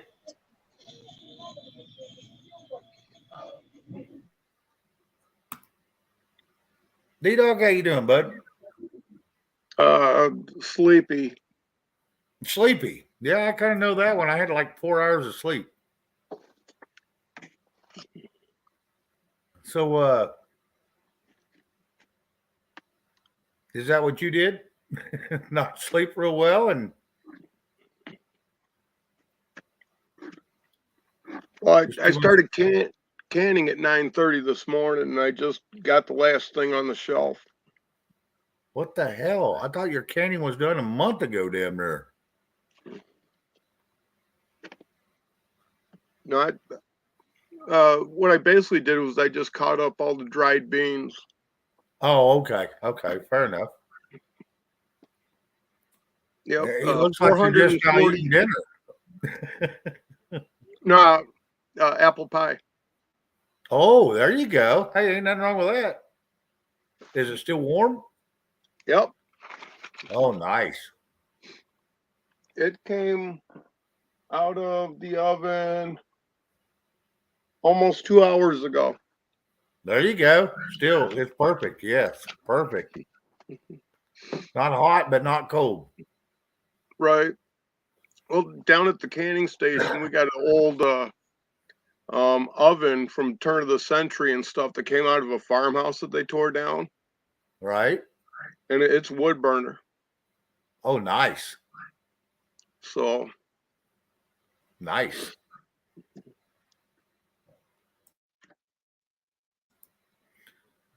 So what is Mr. Devil Dog up to this evening? Other than eating your pie. That's about it, huh? Yeah, that's about it.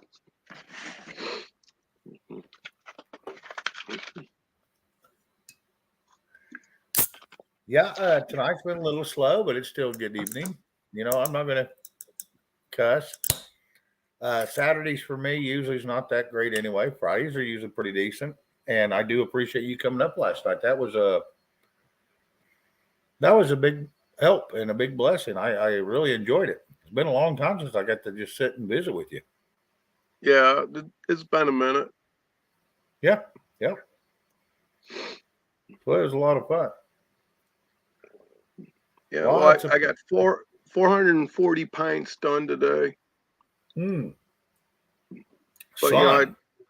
But I have 30 some rocket stoves out there, and I only used 12 of them. Holy cow! That's a lot of damn rocket stoves. No, they're the little homemade ones. Yeah, and one of my mom's friends was over and stuff, and she's telling me that I'm going to end up killing the whole family if I do water bathing. I have to do pressure canning and everything else. Okay. So I went into storage and I grabbed one of those pressure canners that I got at an auction or something. It was a All-American 921. That'll do 7 quarts or 19 pints. Right. And she did 3 batches of beans. Mm-hmm. And she was all happy and proud of that and everything else. And then the kids brought the tractor and the wagon up, and we started unloading what we did that day. Yeah. She kind of figured hers was outdated, huh? Yeah, she's still convinced I'm going to kill my family. Well, apparently not. Your mom's 90-some years old. Yeah, well, she'll be 91 in March. Yeah, I was going to say, because I think we got to meet her on her 90th. Or right around there. She was 90. You showing her and your sister and all that out in your garden. Ann Hummer's asking what a rocket stove is. Yep. You can look them up. They make them everywhere, and you can make even homemade cheap ones. Go ahead. Sorry. Yeah, a lot of the rocket stoves you see on YouTube are made out of cinder blocks, and they're cute and they do their purpose. But what I'm doing is I'm running 30-quart canners, which are huge. If you use them inside your house, you need 2 burners on your stove just to heat the water. So instead of having the 4-inch tube coming up, we have an 8-inch tube on our rocket stoves, and we can take about 10 quarts of water, and we can have that boiling in a rolling boil in less than 10 minutes. Nice. And if you take a aluminum pot, we can melt through the bottom of that in about 5. Wow.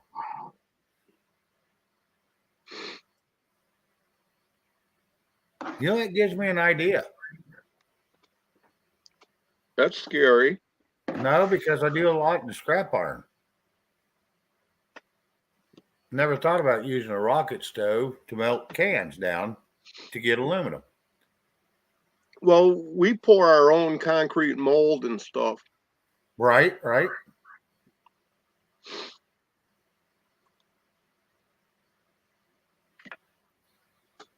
Yeah, I've got several mixers. I got plenty of stuff to build that crap. That's the easy part. Huh. Yeah. Just gives me a better idea of I can take, 100 bags of cans and turn them down into a couple logs and be done.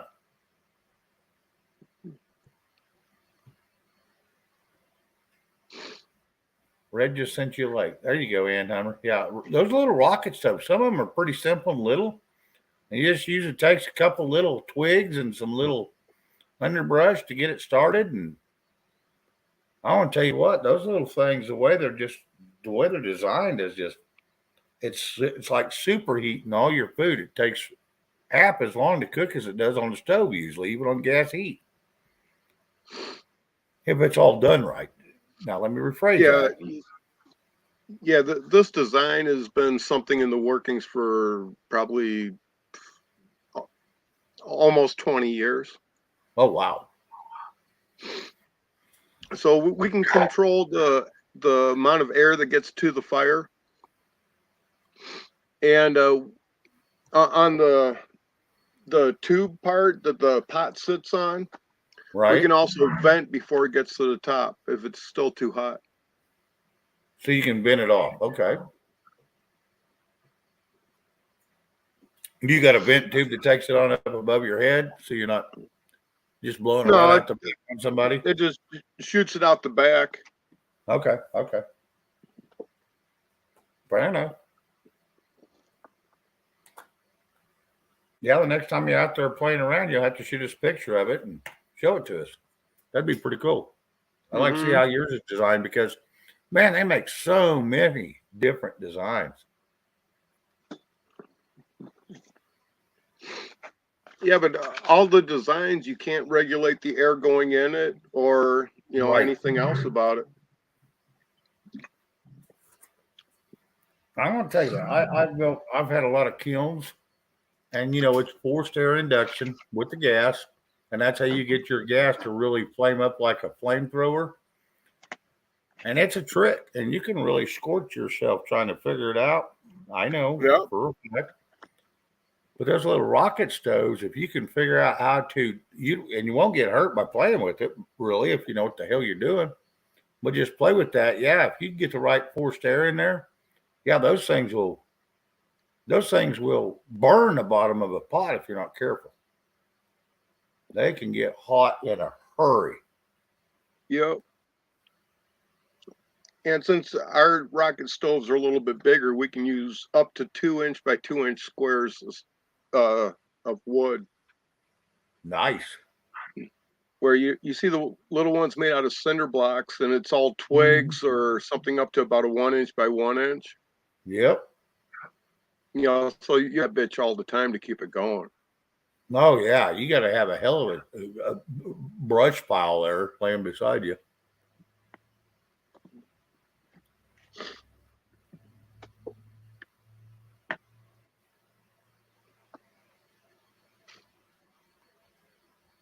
Your husband is a bricklayer and a block layer. He should be able to make them. He does chimneys. Yeah. Oh, absolutely. Yeah, you can make ground-based kilns out of that. Well, that clay tile inside the chimney, we had a couple that we made with that, but we were getting way too much flow up it. Mm-hmm. Yeah. It just loses too much heat that way.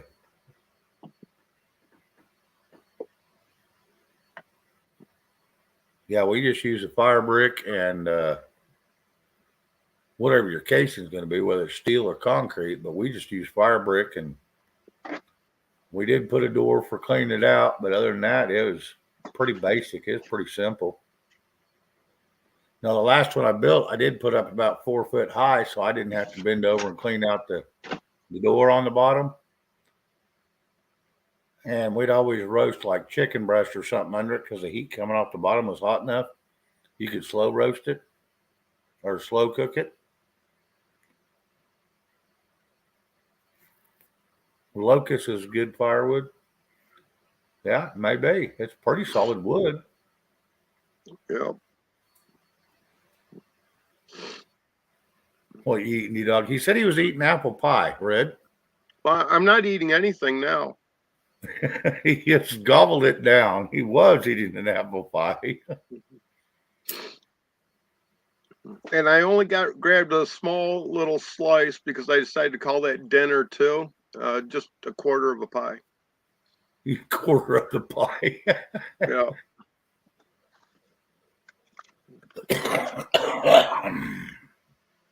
I see you was out there watching your pie while you was canning goods, huh? Yep. Ain't nothing wrong with that. Yep. And my shipment of organic blue corn came in today. Oh, really? Yep. So I what's that? Nixtamalized it. Boiled it in a high alkaline for about half hour or so. So it's going to set overnight, and tomorrow I'll clean it and make hominy out of it. There you go. There you go. And where did you find the blue corn at? At a place in Oregon. Okay. Okay. Yep, it was $6 for the corn and almost $6 for shipping. That sounds about right. The last time I had something shipped to me that I had to pay for freight, the freight cost me more than the damn item. Yeah, but it's an heirloom corn that I didn't have yet. Right. So all I got was 5 pounds. So I'm going to put 1 pound aside, and I'll plant that next year, and I'll make hominy out of the rest. So what is the difference between regular corn and blue corn? What's the difference there? Well, you got your field corn, which is standardly yellow or white. Right. And then you have other hard corns that could even be popcorn. That, let's see, I have a black strain, a pink strain, a light green strain, and now I have a blue strain. Okay. All just a little bit of different flavor? Is it same flavor, just different colors? Corn's corn. It all makes a turd. Well, that's true too. Well, hominy, yes. Hey, Lily Joe. The other one just gives the turd texture. Yes. You can see that you're actually getting rid of what you eat. The corn comes out. You can chew it up all you want, but it comes out the same way it went in. Yep. Yeah, she came over and got a cigarette and left. She didn't go on the trip, right? Not that I know of. Sorry about that.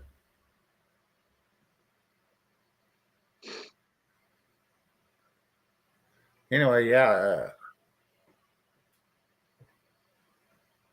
I didn't know the difference between the corn. I know when I was produce manager at Oklahoma City,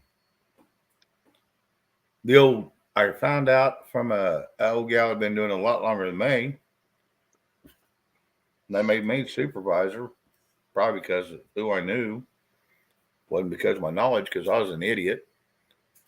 I didn't know what produce was, It's fruits and vegetables, idiot. Well, I didn't realize that at the time until they trained me for a couple months, and they sent me over to a store to run it myself and on the produce side. And this little gal was working there, and she's real cool as hell. And she helped educate me, and she was showing me that she took some of that decorative corn on the cob, the old Indian corn, the original Indian corn you use for decorating. She says, "Come with me. I want to show you something." I said, "Okay." We went back there where our prep room was, and she throwed it in the damn microwave, and it all popped just right there on the cob, right there. I mean, you was eating popcorn off the cob, and it tasted great. Other than it had no butter, no salt. I mean, it was good, clean corn, and this shit was. You could tell that it didn't even look like it was edible. It looked like it's full of preservatives or something. But it just preserves itself. It's the old true Indian corn. Right. But, everyone's programmed that popcorn has to be a really light yellow. No. There's other popcorns that have, they're not so airy. Right. And they have a better flavor. There's even a natural popcorn that has a little bit of a butter flavor to it. Right. Yes. Yeah, it's almost like a buttery oil taste. Yep.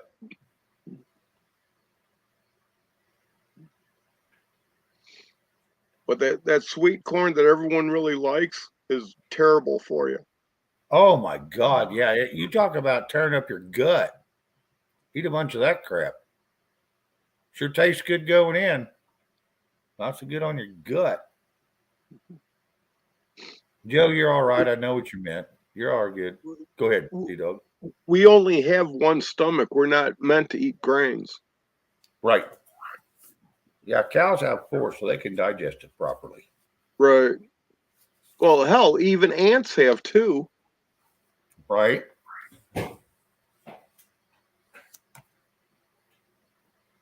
Well, I did have an ant one time. She looked like she had four, but I had an aunt that just, I was jealous of her. Okay. Her beard was thicker. Her beard, yeah. We had a little gal working at a drive-through convenience store. You could go in or you could drive through. And she always worked the window, and you drive up, and off her neck is always just her neck, right down around her where her Adam apples probably was. We just couldn't see it. But anyway, when she'd talk, all you could see is these 6-inch hair just flopping at you. And her mustache was thicker than mine at the time when I was 17. And we still make fun of her. And I can tell you her name, but I'm not going to. That's not fair to her. It's just not right. Yeah, I don't like go personally. Give your aunt a kiss. Her mustache tickles. Yeah, no shit. Gets her on the neck. Hell no, you seen that shit that's on her neck? Yeah. I can't hug her on the neck. She's got a wool coat on. And Sose asked me earlier what I think of McCarthy. Oh yeah, he did a lovely thought. And the thing that he said is going to be the first order of business is to repeal the funding for the 87,000 IRS agents. So I want to see how that goes, and then I'll give you a census on what I think he's going to do. Yeah, and see, I asked that question too the other night, and I asked it to somebody, and I said, how in the hell can they repeal the money that's already been appropriated for that? Now, okay, maybe they can stop them from being paid so they can't hire them. But where does that money go? What that does is that puts it into a slush fund, which was what, $80 million for 87,000 agents? It doesn't matter. It's unconstitutional spending. Yes, it is. It's all slush fund. So even if they stop it, it's still wasted money. But now, granted, we don't have all the IRS agents, which would be a bonus.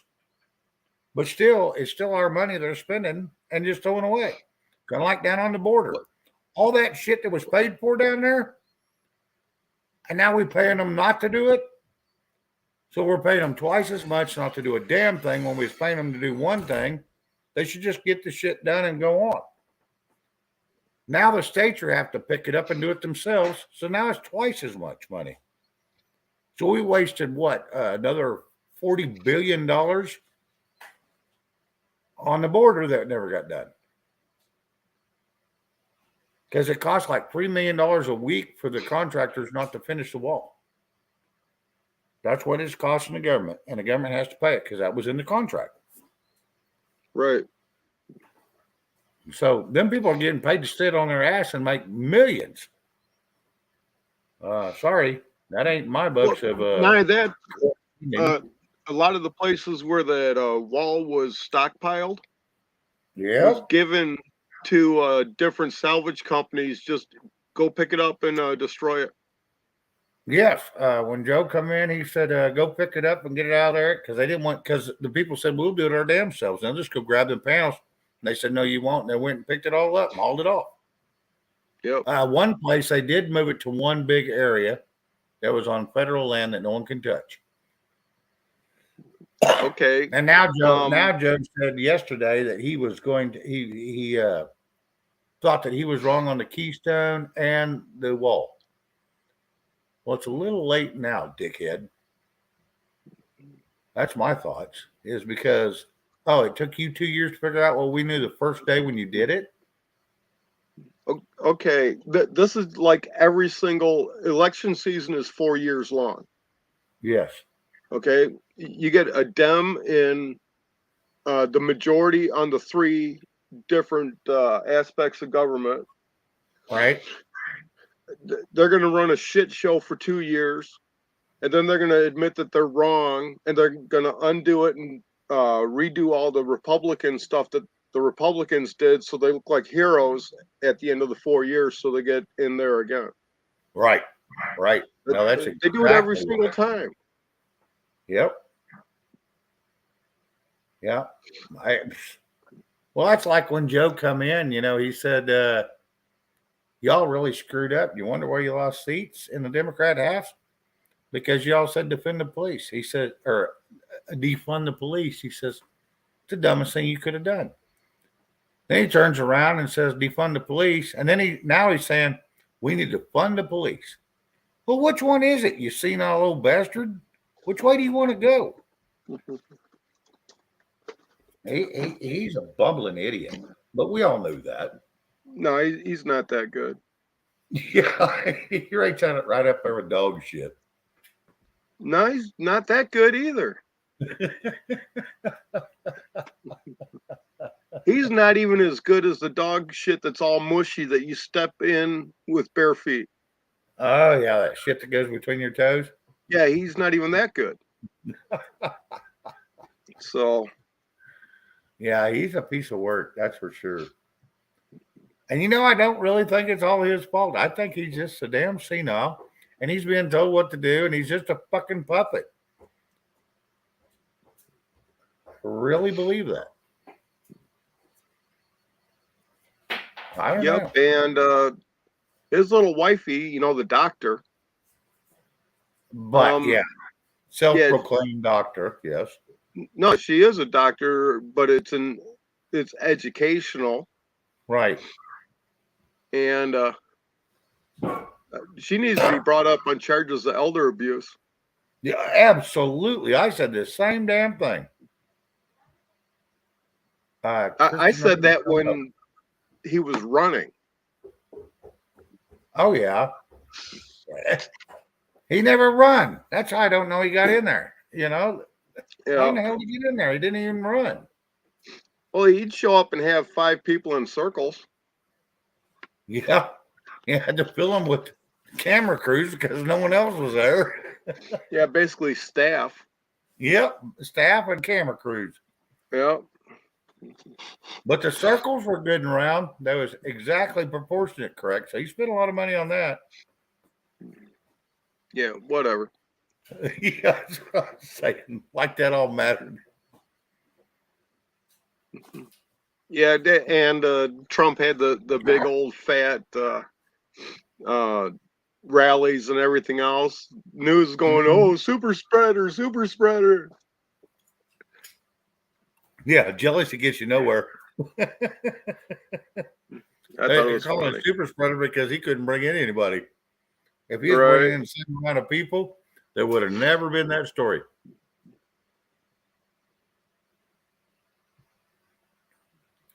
Tom Amasta, hello. Yeah, that was hilarious when that super spreader. You know what the super spreader was? Cuomo, blue states.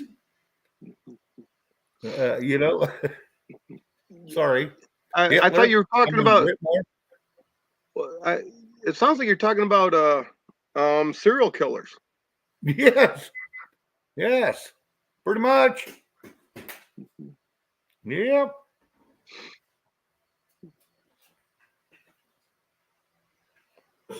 Yeah, that's pretty much what I was saying. Yeah, they're all freaking. And which state by populace had the lowest percentage of deaths? By population? Yep. That I couldn't answer you. I have no clue. South Dakota. South Dakota. The only state that did nothing. Yeah, they didn't do a damn thing. Yeah, they didn't In fact, push at the nothing. height No one of it, wore they a damn still had mask. Sturgis. Do what? At the height of it, they still had Sturgis. Oh yeah, remember they said that's going to be a super spreader. Remember that? Yeah. And then 14 people come back with it, supposedly. But who knows if there's even really there? Well, it takes 2 weeks for it to appear, so they went there with it. Well, not only that, even if they didn't get there, who says they didn't get it on the way home from another state at a quick stop? Nah, they got it on their way there. Oh, you know they did. It doesn't matter. It's just nonsense. Oh, I know it.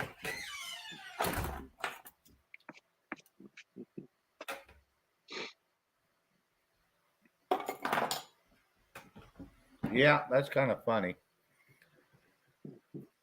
Now, I was up there at Rapid City, and I should have swung over 40 miles and checked out Sturgis because that's the closest I've ever been.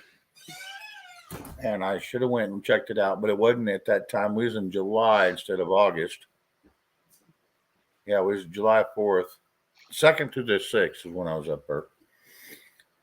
And I should have went over and checked out Sturgis. And they say when Sturgis ain't going on, that's a podunk little bitty town. And there's not a whole lot there to offer. And how it becomes so big with bikers, I don't know. The fastest thing in that town when Sturgis is not around is probably the mouse going from back door to back door in the shops. Okay. And yes, Tom, it is Christy Nome. Yes. Which I actually like Christy Nome. I think I haven't decided. I haven't decided on her because I don't know if she was a governor of action or inaction. Well, she told the federal government to fuck off. That's a big plus in my books. Well, it's easier to tell them no and claim state sovereignty. Yes. Than to go along with the status quo. Right. And that's why I give her a thumbs up. And I feel sorry for her husband. I really do. I really feel sorry for her husband. Why? For one, she's smart as a fucking tack, and two, she's beautiful. I feel sorry for him.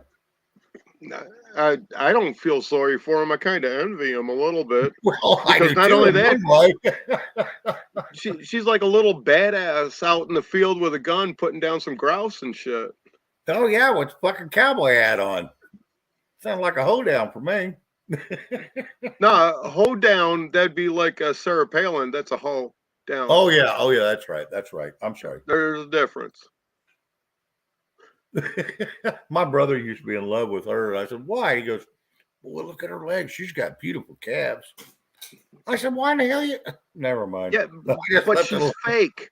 She's fake. What's that one from Tulsi? What, Tulsi Gabbard from Tulsi Gabbard from Hawaii, yes. I always thought, she is a Democrat, or that's what she runs as. I always thought she had the same damn theories as Trump and the same goals as Trump, and she's smart as shit. Now, and it even come up once that Trump ought to have her as vice president instead of Pence, and I thought, well, now that would be a combination, and here's why. Because you got two competing each other, so you're going to have a back and forth a little bit. So there's a conversation there, and there's a debate. And that's what's good when it comes to making decisions. You got both sides of the story, not just one. Mm-hmm. And used to, back in the 30s and 40s, the president was, let's say, Republican or Democrat, and the vice president was opposite. Well, not necessarily. Whoever got the most votes was president, and second most votes would be vice president. There was no such thing as a primary. Right. So you had Republicans and Democrats on the same ticket for president. red, beautiful calves. Is he a farmer? Not them kind of calves. Yeah, she's a moderate liberal. She's in the middle. I actually like Tulsi Gabbard with her way of thought. And it's not because she thought a lot like Trump, but she had good morals and she was from the military and she had a basis on what America should be, whether she run liberal or Republic, Democrat or Republic. I thought she was a good person. Now, I may be wrong, and maybe that was a facade. But I think she was the only reasonable person I had got to hear in a long time from the Democratic side. Since Reagan days.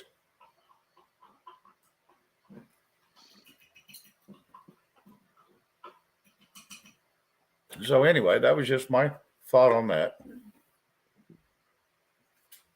I don't know what's up with her hair, though, that skunk look that she's got going on, but pretty cool. It's different. Okay. I don't know if I'd give it cool, but different. It's different. Yeah. I don't know if it's natural or if it's just or if it's put in there on purpose, but hey, whatever. I'm not here to judge you on your hair, but I am here.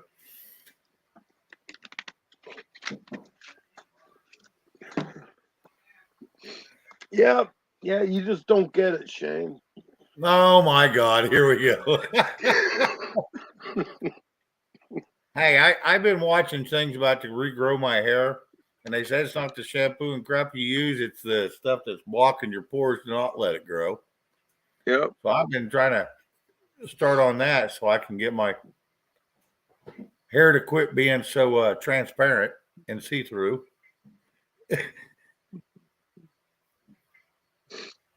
Well, start looking into adding certain herbs to your food. Well, and they say it was from it's not from genetics. They say it's not from any of that. Scientists have proven it is from your scalp. They say if you can pinch the back of your skin and you watch it, and if you can't pinch your scalp, that means you got a solid scalp. If it doesn't do the same thing, in other words, you got a hardened scalp, which is due to shitty shampoos and stuff like that clog the pores and dries it out. Well, your hair won't grow through a dry moisture. It's like a desert. It has to have moisture. Calcium in your water, fluoride in your water, all that crap. So it's like a desert. So does that mean you have a chance to have a sand dune instead of a hair? Well, that's pretty close. Okay. Oh, you ought to see it when the sandstorm happens. Yeah. Your whole scalp moves over to your cheek. I thought that was like an extreme comb over. Yeah, well, Trump can tell you about that. You'll have to talk to him.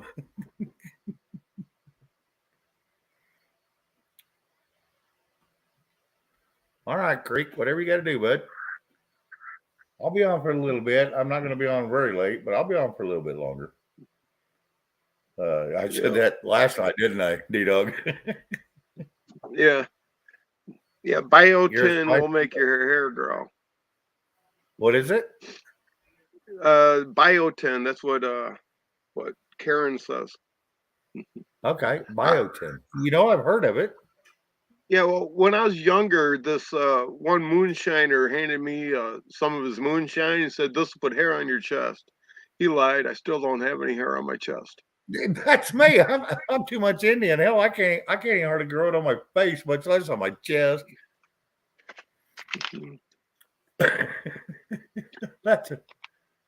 This will put hair on your chest. I'm like going, it'll take it off. I did start getting a little hairy on my chest and my stomach, just enough that when they put those little sticky things on to check your heart and stuff, it pulls like a bitch. And I'm like, hey. And then they go, and then sometimes they'll stick them on. They won't stick because of the hair. And they said, you're too hairy. And I looked down, I'm going, I have 4 hairs. How am I too fucking hairy? That don't make no damn sense. On that desert that you have, Shane. Yes, that Red is land. curious if you're growing cactuses. Not yet, but hey, that'd be better than no hair. It won't be dog-eared. It's probably going to be those little barrel cactus. Yep.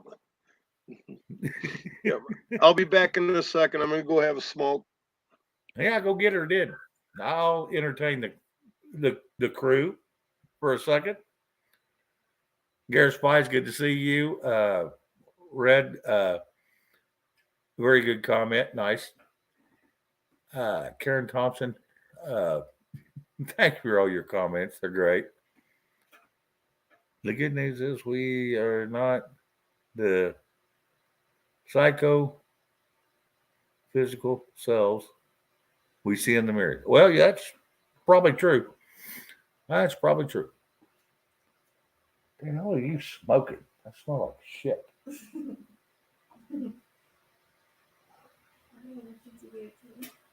Some kind of generic cigarette. Son of a bitch. You don't go outside. That thing stinks. I'm a smoker, but I can't even handle that smell anymore.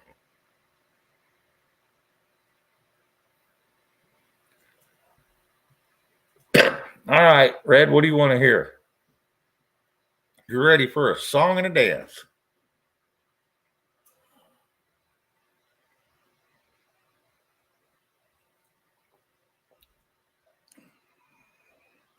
My letter back. Dumbass. I don't know why I tell you that every time.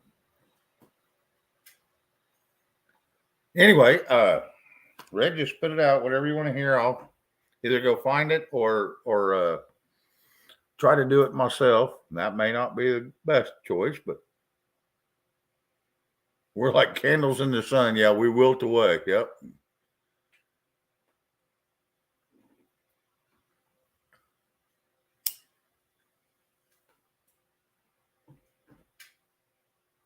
Had to like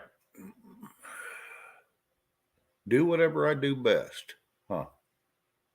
I didn't even practice. My voice is kind of crackly.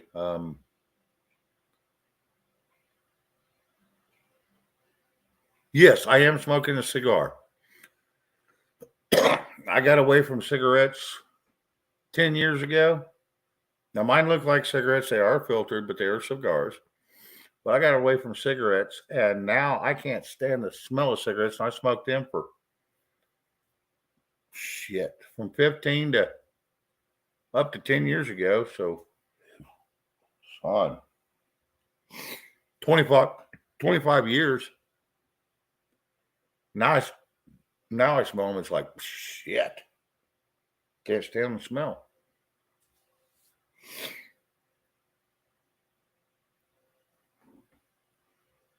A divine part of the Dixie hole. Kaiser, I don't know what the hell that is. Hey, Q City.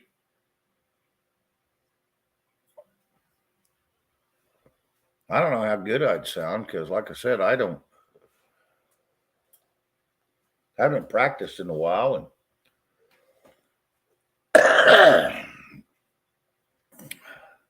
I can try to do something. I should listen to at least a song or something so I make sure I got the notes correct. That's going to be hard to do, though, with everybody here. They'd just be sitting in limbo for a second while I listen to it. I don't know. Let me see. I might be able to pull it up my phone, put it up to my ear. Maybe I could do something. Let me see. Hang on. Hang on. Oh,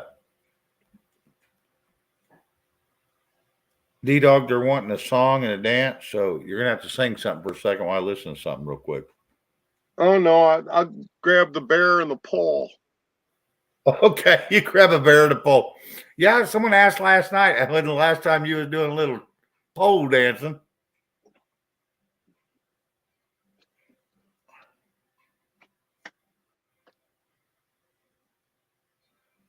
Talk to him for a while.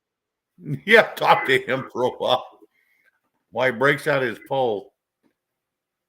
He's got to get it erect so it'll stay there while he's swinging around it.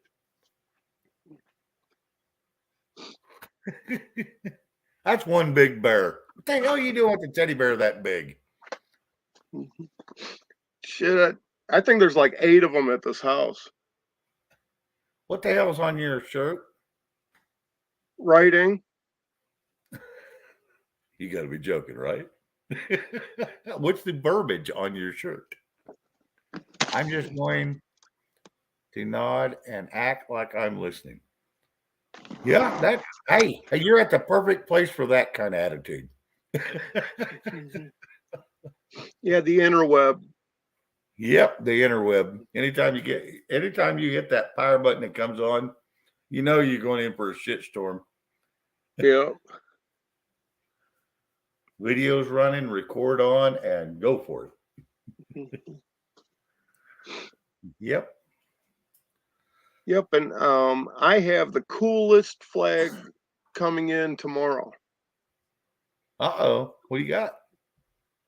The coolest flag. I may present it to everybody and give them a little history on it. Oh, wow. Is that the 13-star one? No. No, it's 50 stars. Okay. Okay.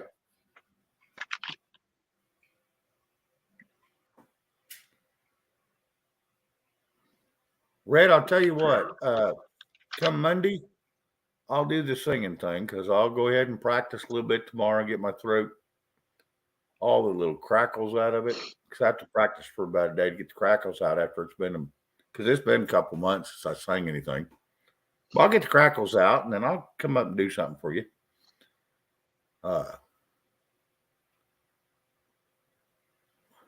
Yeah, I'll almost guarantee I'll do you something Monday. Just don't forget to remind me. I just don't want to do it right now and run off the only person that wants to talk to me or pretends to want to talk to me.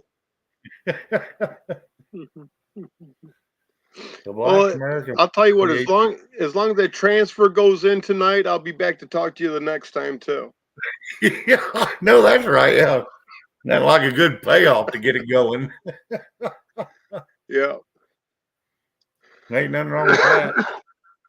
What I'd like is if I start singing, even when I'm gruff and rough and crackly, is they pay me to shut up. I'd probably make more money than when I was paid to sing. Yeah, with that crackly voice you have now, you could probably pull off Janis Joplin. Oh my God. No. She had a deeper voice than me, damn it.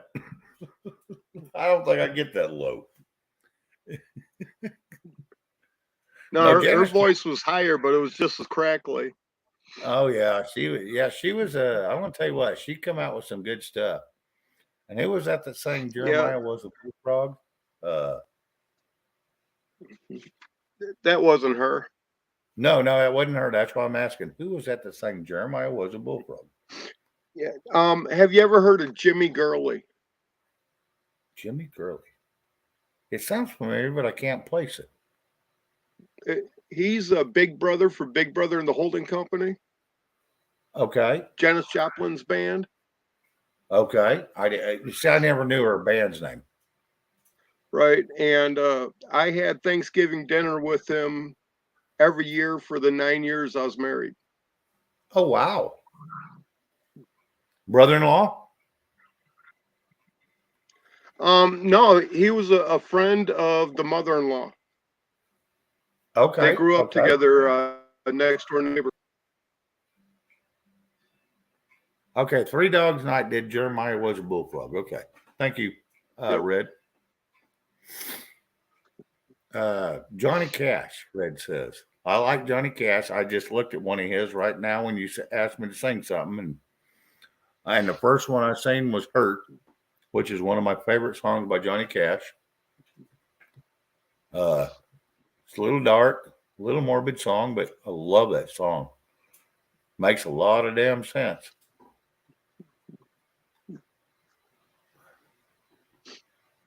Yeah, thank you, Kaiser. Yep, you too. Yep, he got it right too.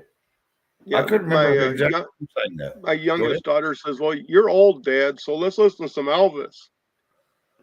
So I put on some Elvis, and she's like, "This isn't Elvis." I go, "Yeah, it is." Yeah, this is the real Elvis. It's his stuff when he was doing country and folk music before he did rock and roll. Oh yeah, because he did. Remember, he did religious shit too, long before he did anything else. That's what put him on the stage. You know, even all the way up to damn it, what's his name? Shit, I can sing his damn songs. Damn it. Hang on a second. Let me look here. I know I got him right here. Let me look. He did Long Black Train and Josh Turner. He even started out on religious music. That's where he started. And did you know Jerry Lee Lewis, his first 10 songs, what was all religious? And that's how he got in the market too. Yeah, well, a lot of the Bible Belt future rockers started off doing the Baptist gospel music. Yes. Yes. And a lot of people don't understand that. Most all of them, you know, Jerry Lee Lewis, Elvis, all your, even oh damn it, that Spanish singer. He died in the plane. You with said Jerry that Lee like Lewis. there's only one. Well, the one that died with Jerry Lee Lewis in that plane crash and shit. What, the Obama guy? Yeah, the Obama guy. You know, he started out in singing religious music. Where he started was all in the church. Yeah, he was singing more like the revival music. Yes, yes, and that's where most of them got their start, was in the hymns of the Bible and in the churches. Yep, Reba McEntire was the same way. I don't know if Vince Jim Gill Neighbors. was. Jim It's Neighbors not was for Pyle, it's sure. Jim Neighbors. Yes, Jim Neighbors. I remember him. Did you ever get it? Did you ever listen to much of his music? Not really. When I was growing up, Dad would listen to a lot more Dean Martin, Right. Sinatra, Yeah, Sammy Davis Jr., the Candyman. Oh yeah, Frank Sinatra. And yeah, the Candyman. Yep. And whenever he decided to listen to jazz, if there wasn't a black man on a horn, he would turn the channel. Yeah, Richie Valens was his name.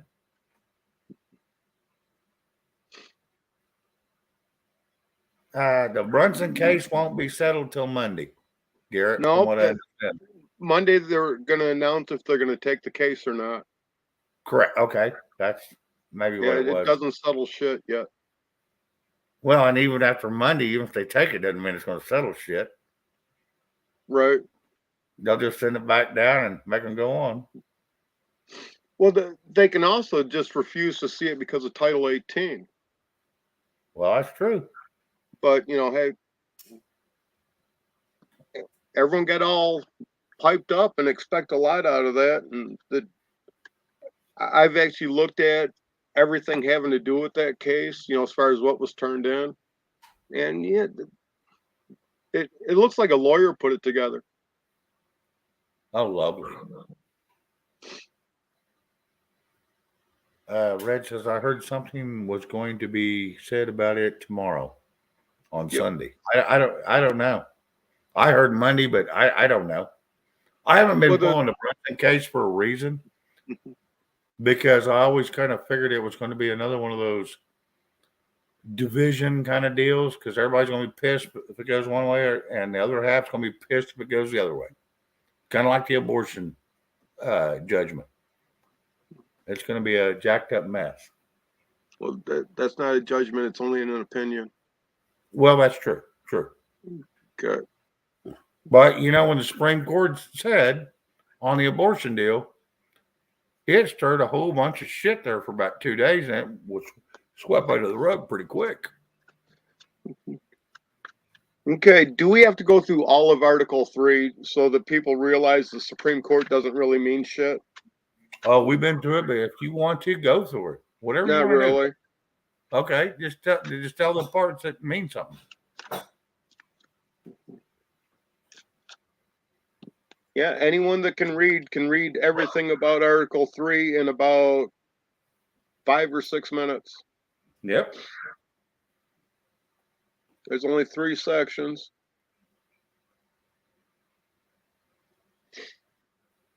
Dems want to review Roe versus Wade. You know what, Karen? That is a dead horse. They need to leave that alone. What's decided is decided. They sent down a decision. They sent it to lower courts. Whatever the lower courts decide to do is on them. If someone appeals, so be it. The appeal can be shot down by the lower court. It doesn't have to go to the Supreme Court, especially after the Supreme Court's already ruled on it once. It can be shot down that minute right there in the regular court. The Supreme Court doesn't rule on anything. They don't make decisions or anything. Right. They make an They opinion. only render an opinion, and their Correct. opinion can be ignored. Mm-hmm. It's in here. Yes, it is. Yes, it is.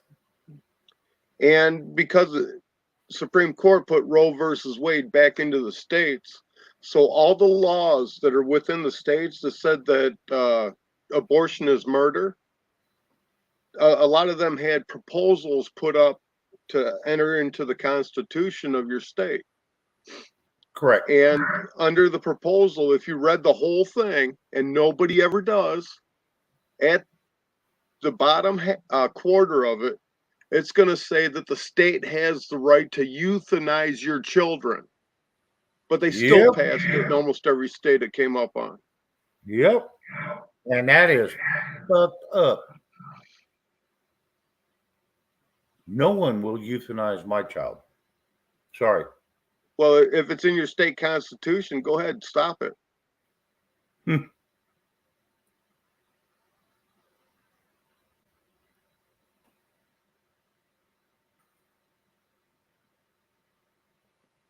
Like I said, I'll raise mine are grown and gone, so I don't have to worry about it anymore. So I don't like any time the government has anything to do with our personal lives. Period. They don't need to be in it. They need to get the fuck away from us and leave us alone. Period.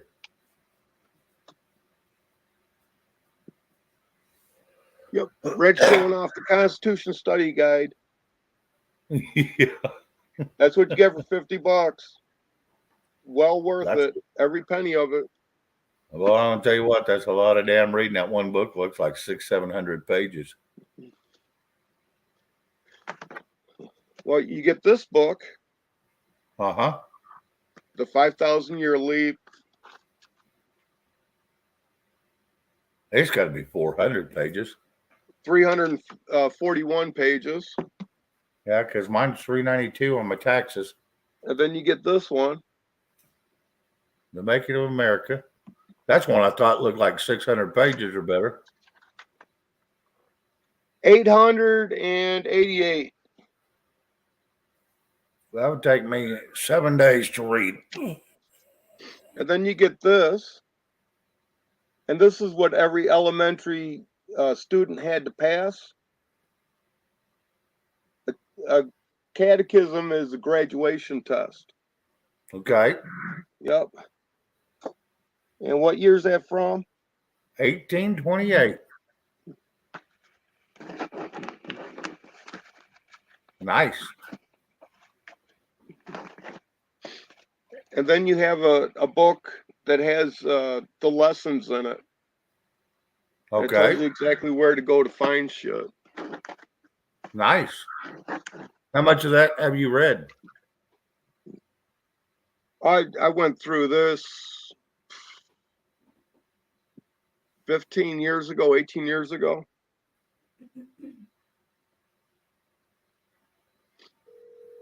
Kaiser Sose, no, the Supreme Court can't do a damn thing about New York ignoring the law. They can't do a damn thing. They can just give you an opinion of what the Constitution is supposed to say. Okay, he's talking about Second Amendment stuff. Okay. The Second Amendment says that the federal government can't make any gun laws, period. Correct. And they can't mess with the state militias, period. But the Militia Act of 1903, which is also known as the Dix Act, is when they started switching from the militia over to the National Guard. So right there, they already fucked over that. But in almost every state that has something to do with gun rights, it states also that they have the right to regulate it. So, and your state law having to do with guns is way over the top of the federal law. Yes. So when people put this shit together, it'll start making sense.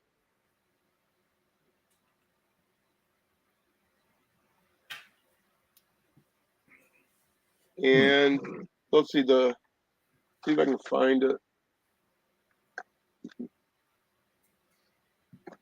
I think the guy's name is Trent Cox.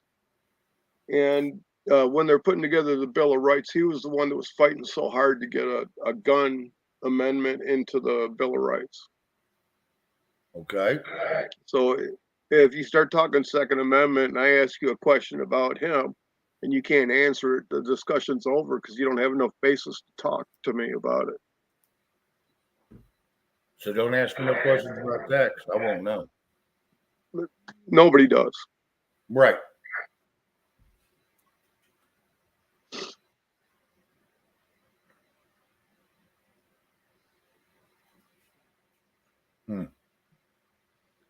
That's why I like you up here. You're on top of that shit, and you're the only one I know that's on top of the shit like you are. When it comes to Constitution, no, there's no place. That Doug from California, I'd rather come talk to you because you actually put it out there to where people can understand it, where Doug does not. What's his name? You know him, Doug. You listen to him. Douglas V. Gibbs? Yes, Douglas V. Gibbs. Yes, that's him. And he's on Don Partaine's channel? Yes, and he was also on Scott McKay's There Forever. That's where I watched. That's where I met Douglas. When Scott was. That's where I first seen him too. Back when Scott was, someone that was worth following. Now he's just a whack job. Normal, right? He was just a man fighting for his freedom. Yes. And then it became a business, and he lost, what he was doing. Oh, he went off the deep end. Yes. Yeah, he went self-promotional.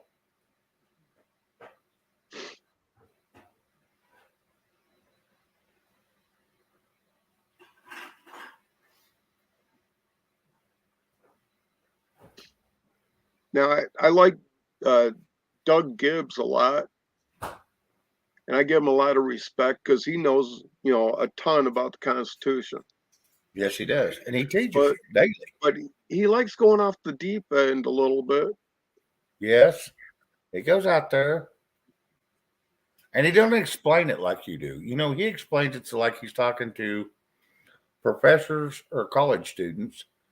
Instead of the average Joe. That's what he does. He goes around from college to college and he gives constitutional lectures and classes. And people that that's don't what have his a actual clue, JOB is. Can't even listen to him.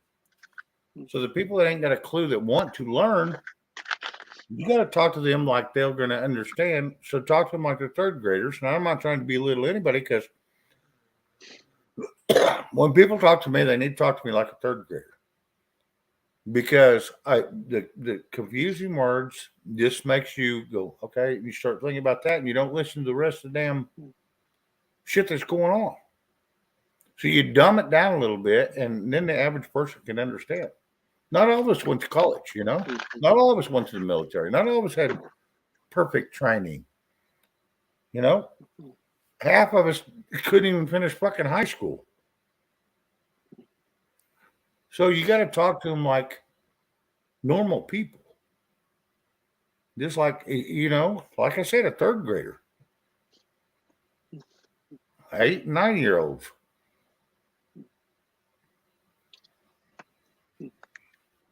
Well, what I do is I hand this out to people. Yes. And I tell them, if there's a word in here you think you know or you're not sure of, look it up in the 1828 Webster's Dictionary. Correct. Is that the Because black? Webster, when he published it, he said the only reason I wrote this dictionary is so the people can better understand the Constitution. So that wouldn't be Black's dictionary. That would be the Well, Webster. Black's law has nothing to do with the Okay. Constitution and natural law. It has to do with common law. Okay. So I had the two kind of blended together. My mistake. No, it's good because you also have equity law that breaks into this too, and then your natural law, Yeah. Common law, and then you have the common law that they say is common to all men, and that's not the common law that we're supposed to be following. Correct. But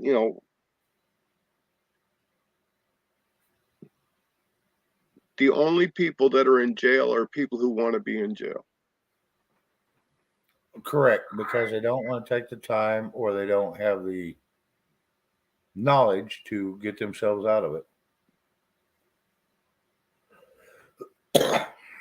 No, Well, anytime they I don't go, understand their rights. yes, and anytime I go get in trouble, which has been since 2020. Well, it was actually 1999, November 27th, 1999 is the last time I got in trouble. And I got a speeding ticket in 2005, maybe 6. That was it. Yeah, but people don't understand just how bad they screw you over. Yeah. Oh, yeah. No, the courts are there for one reason: make money. Right, and it doesn't matter. You can have a case that's 50 years old that you plea bargained out on. You can still go after and have that case voided because of lack of due process and jurisdiction of unknown. Correct. But you have to learn your rights. Now, a lot of people don't do that.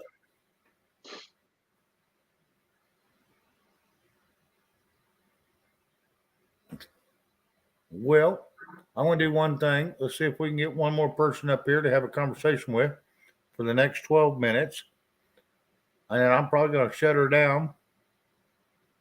And we will be back up Monday. Bright-tailed and bushy-eyed. Something like that. Let's see if I can figure out how to do this again. Well, I'm curious if Red already had that link for the dictionary or if she had to go hunt for it. I'm pretty sure she already had it from you. I want to tell you what, Red is sharp, man. She is spot on shit. Yep. She is I'm not gonna complain. Yeah, she freaked me out yesterday when boom, she dropped that badass commercial. Oh fuck yes. Yeah, you gotta watch her, man. She is she pays attention. She's busy in the chat, but I want to tell you what, she pays attention.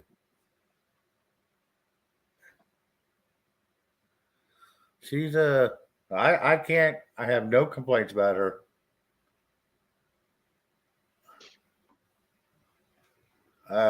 Yeah, I'll just leave it there. I already had it, she said.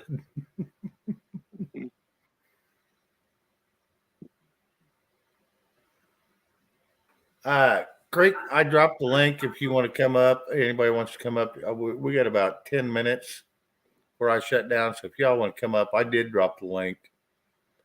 Grab it and come on up for 10 minutes. You can visit with the one and only D-Dog. And I ain't going to brag about myself, but you can visit with me if you feel the need to. There he is. Look at there. He popped right in. He was already on his way. How you What's doing, up, man? young man? How are you? I'm living that American dream. Oh yeah, slavery and yeah. What's up, D-Dog? Good to see you, man. Yeah. What yeah, slavery, it's all written all over the 14th Amendment. You know what? I was talking to this little old gal that lives upstairs the other day, and I said something that actually made more sense to me than anything in the world. And it was that they always talk about the slaves back in the day. You know what changed about the slaves back in the day and today? You know the only one thing that changed. One. Used to the slaves lived on a plantation and they go into work every day because they live on the plantation. And the landowners paid for all their food and all their housing. You know what? The plantation owners got smart and then they started calling them employees. So now everybody goes into work and does their job like they're told so they don't get fired. But the employer was smart enough, which used to be a plantation owner, was smart enough to go, hey, we don't have to pay for their housing. We don't have to pay for their food. We don't have to pay for nothing. Let's make them get their own shit. So now they send you home. You pay your own rent. You pay your own food. You pay your own bills. And they ain't going to support your ass. So the slaves actually had it better. Because either way, we slave every damn day. Yeah, I got a slap in the face today. So I got my tax return in. So I usually do my taxes through TurboTax. Well, all right. So I put my W-2 in there and stuff, and I was like, because I made better money than I did last year. So I put everything in, get it all fixed up. I owe like $415 from the state. I'm getting a return of $19. Oh yeah, I want to tell you what, they will figure out a way. Get this. Oh, this is hilarious. You're gonna love this. Okay, when the Mega Millions was $940 million. Okay, right now it's 1.1 billion. But 900, and here's how crooked this whole system is. When it was 940 million, you was going to get 485 million if you did the cash option. And no, what you didn't take. Because here's the deal. If you took the payment option, which was once a year, for 29 years, you was going to get $33 million a year. And after everything was done, you're going to get $15 million a year. Wait a minute. That's less than half. So I went back and I looked at what I would read the whole damn deal. And out of 940 million, you know how much you actually get after taxes? After taxes, after they pull out their bullshit, whatever it is, you supposedly win 940, but you only get 385 or 485. You know what your actual money is that you actually get?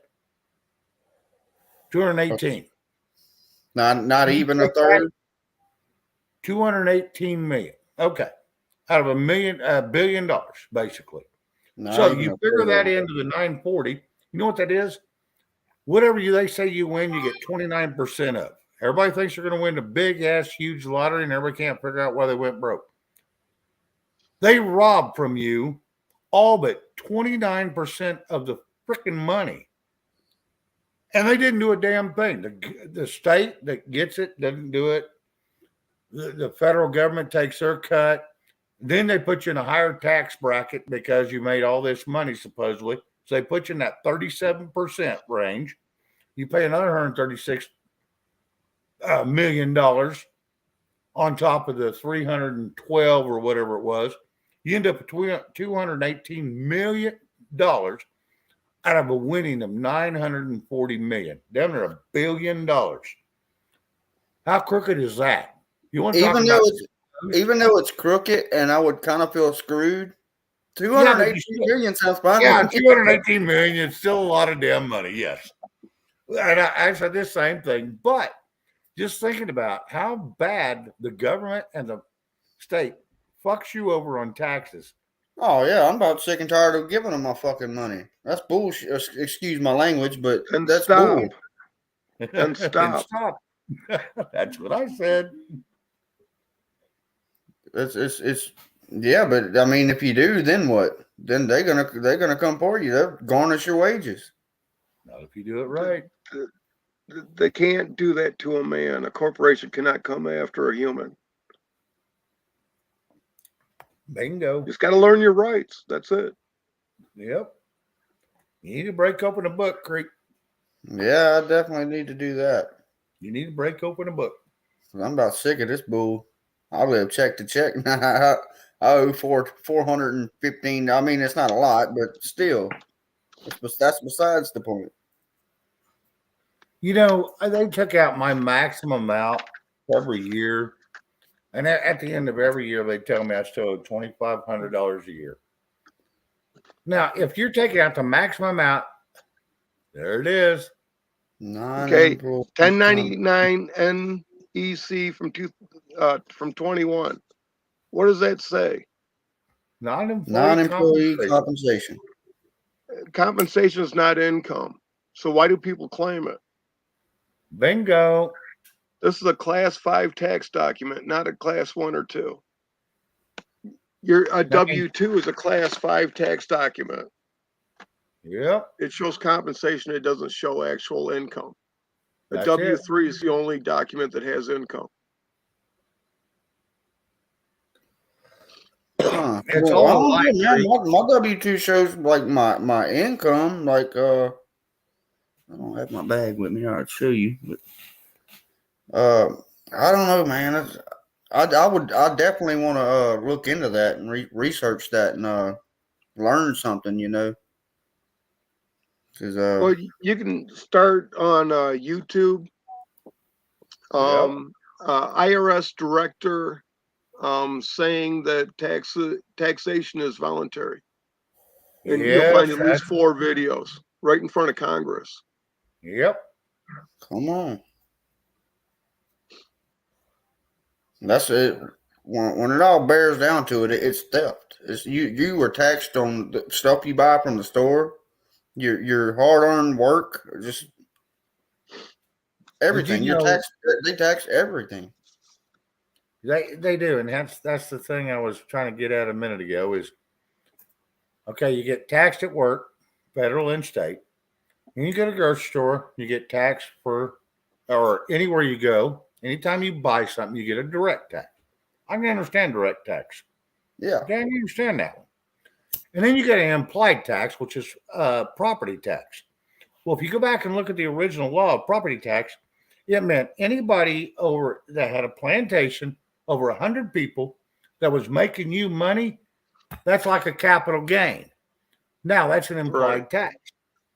Now, the thing is, like, you go down and you pay you want to tag the next year, and some states charge you $600-700 for your damn tag every year, and it goes down slowly over the years. That's an implied tax. And you know what implied tax, when you look up the definition, is? That means it has to be an enjoyment to have or do. And there is no enjoyment on your house or your car to go out and bust your ass every fucking day for what is actually a consumer good. You're a consumer. That's a consumer good. Whether you make payments on it or not, you're already making a tax payment when you pay your interest. Yeah. What do you think interest is? It's a hidden tax.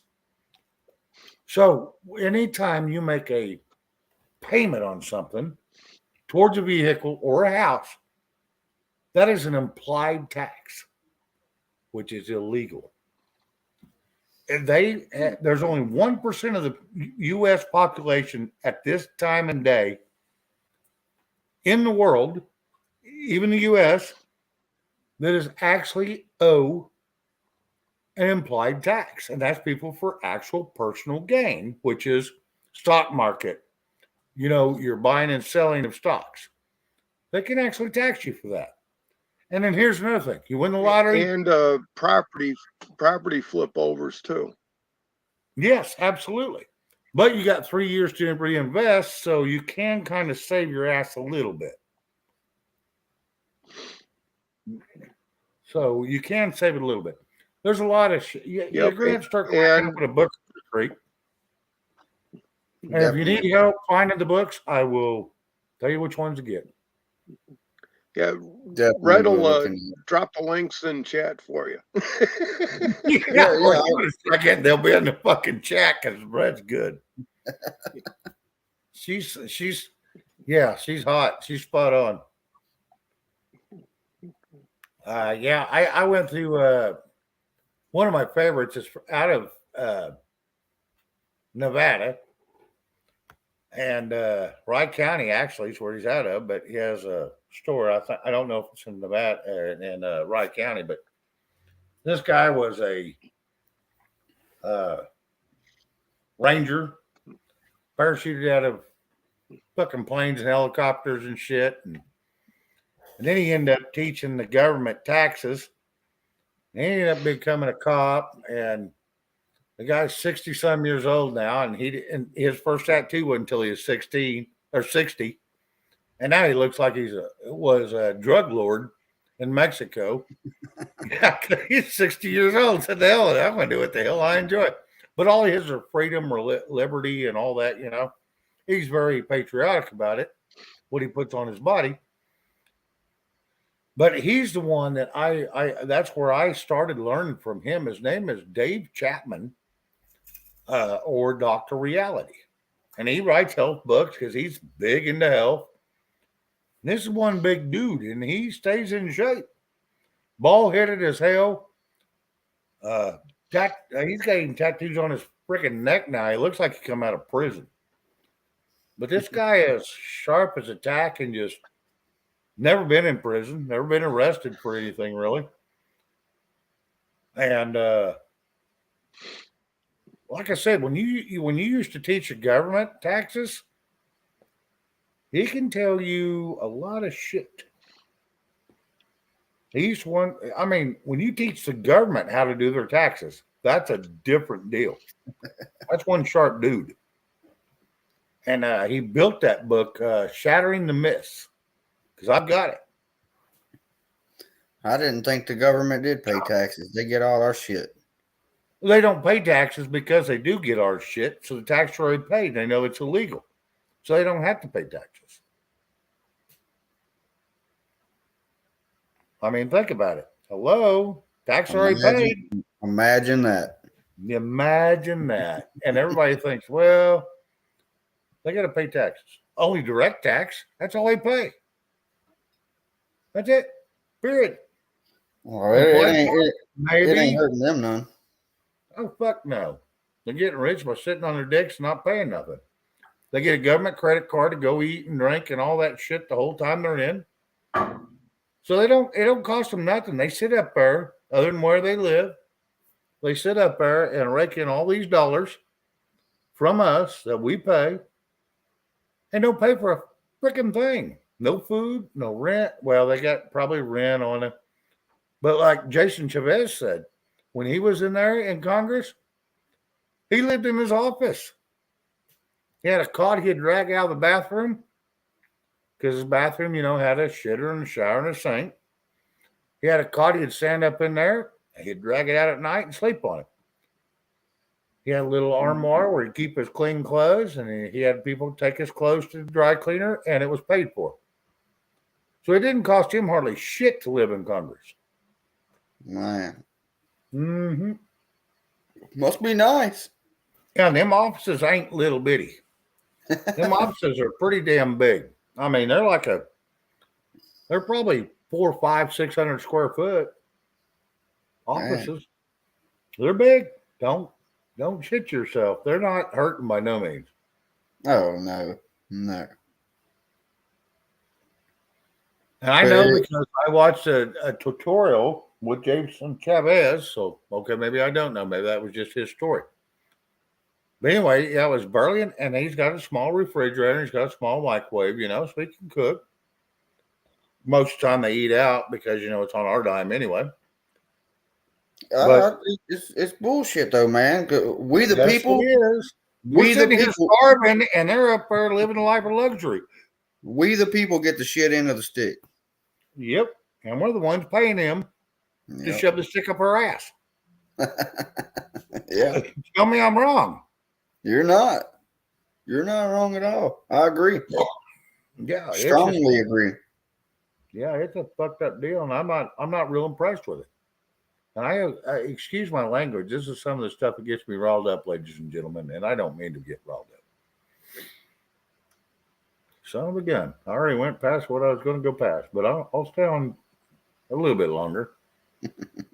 We'll just see where it goes. Like I said, it says I advertise 7 to 11, so I give myself a little bit of leeway. As long as I see Red in there hanging out, I'm okay. She leaves, we're done. Welcome back, Carter. What up, Spanky? Okay, Creek. Yeah, buddy. Yep, that link I just dropped. You want that, and you want to go to page 48. That's in the private chat, bud. I'll see it here.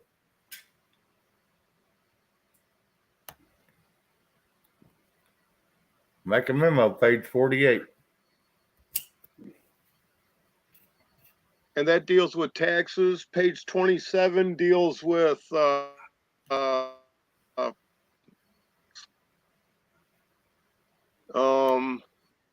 I think page 42 is how to ask a judge why he's doing what he's doing without a license. Come on. You're going to find out. You listen to Dio, you're going to find out more than your brain can handle. I promise you. He blew my mind. Hey, Larry Pete, good to see you, bud. Which one did Creek's sitting there with a little heart on right now. Shit. Oh, yeah. He's probably getting a woody just by thinking about that. Now, Carl Miller is a badass. Kyle Miller. Okay. Yep. He was around Warren, Michigan, which if you understood Michigan, it's pretty liberal. And no cop or judge would fuck with him at all. Nice. And when Kevorkian's case was in front of the judge and everything else, he was one of the counsel people on it. And when the hired attorney started bad-mouthing Carl picked up all his shit and left, and that's when Kevorkian ended up going to jail 3 days later. Otherwise, Kevorkian was going to walk. Tracy, hello. Good to see you. I don't care how late you come in. It's still great to see you. Always a pleasure. Sorry, I didn't mean to cut you off, D-Dog. No, we're straight. Okay. If it wasn't for my chat and the people in my chat, I wouldn't have a show. So I have to give them respect. That's for sure. Right. Yeah, you better be careful when you come in here, Creek, with D-Dog on. He will overload your whole freaking computer with fucking knowledge, and you won't be able to go through it in a lifetime. Well, I kind of need some of that, man. I need to be careful what you wish for, buddy. I need to refresh my my brain, man. Like you need sometimes to get sometimes y'all can be sitting on here talking, and I am just lost. Just I don't know what the hell y'all are talking about, and you need to get you an external memory so you can on a little thing you plug in to USB port. Flash you drive. A flash drive, something, because if you come on with D-Dog, he will blow your ever-loving mind with knowledge. Yeah, I could probably just take everything and throw it onto the flash drive. I want to get one anyway. So. Mm-hmm. Yeah, you can usually buy the 4 terabytes at Walmart for hard drive, external hard drive. They're not very much. I think they're like $79 or something. And it'll hold, 4 terabytes will hold like 40 million pages of information. And D-Dog can pull it up for you in about 3, 4, 5 days. And what I just dropped into private chat and regular chat, it's the actual tax documents and what class they are. There you go. I'm trying to find out how I can. Okay. Okay, here's your best bet. We're still going to be able to see you. You won't be able to see us. Go click on the link out there in the regular chat, or since you're on your laptop, click on the link on your regular chat or the home chat. Click on it. It's going to take you to it'll take you to that page. There's and then just start. start Up there and and then hit done. Okay, what I was about to do, I was about to just put it all in a folder. Yep. Okay, I'm gonna do it like that then. But you can move all that shit to a folder anytime. But yeah, just click it and you can come back and you're not wasting a lot of time. You can look at it, in the morning or tomorrow, whatever you got. Okay, I got this figured out now. Again, Jerry Lee, hello. And I missed somebody earlier. I remember I was going to say something to somebody. Maria Bonvilla? But there was somebody else. Who was it? Let me go back and look and see if I can find him. Maybe too far back because that's been a little bit. I don't mean to miss anybody, but I did see him, but it was in the middle of a conversation, so I didn't want to interrupt them.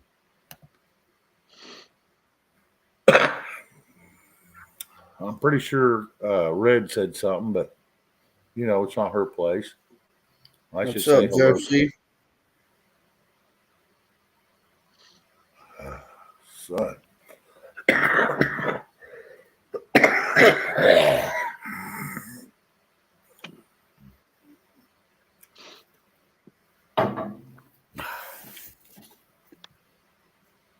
Yeah, I appreciate that, D-Dog. Appreciate the links. I could always use some knowledge, man. Depending on what it is. No matter how old you get, we can all use knowledge. Oh, yeah, knowledge is power. That it is. So, do you want to piss off your boss? I don't know, man. They're the ones paying me, so. Well, I can show you how you can require them to give you a W-9 form before they take out any more withholdings. Yep, you get your whole check instead of just a little piece of it. Well, that's when you do your W-4E. Yep. But the W-9 they have to supply you with if you require it.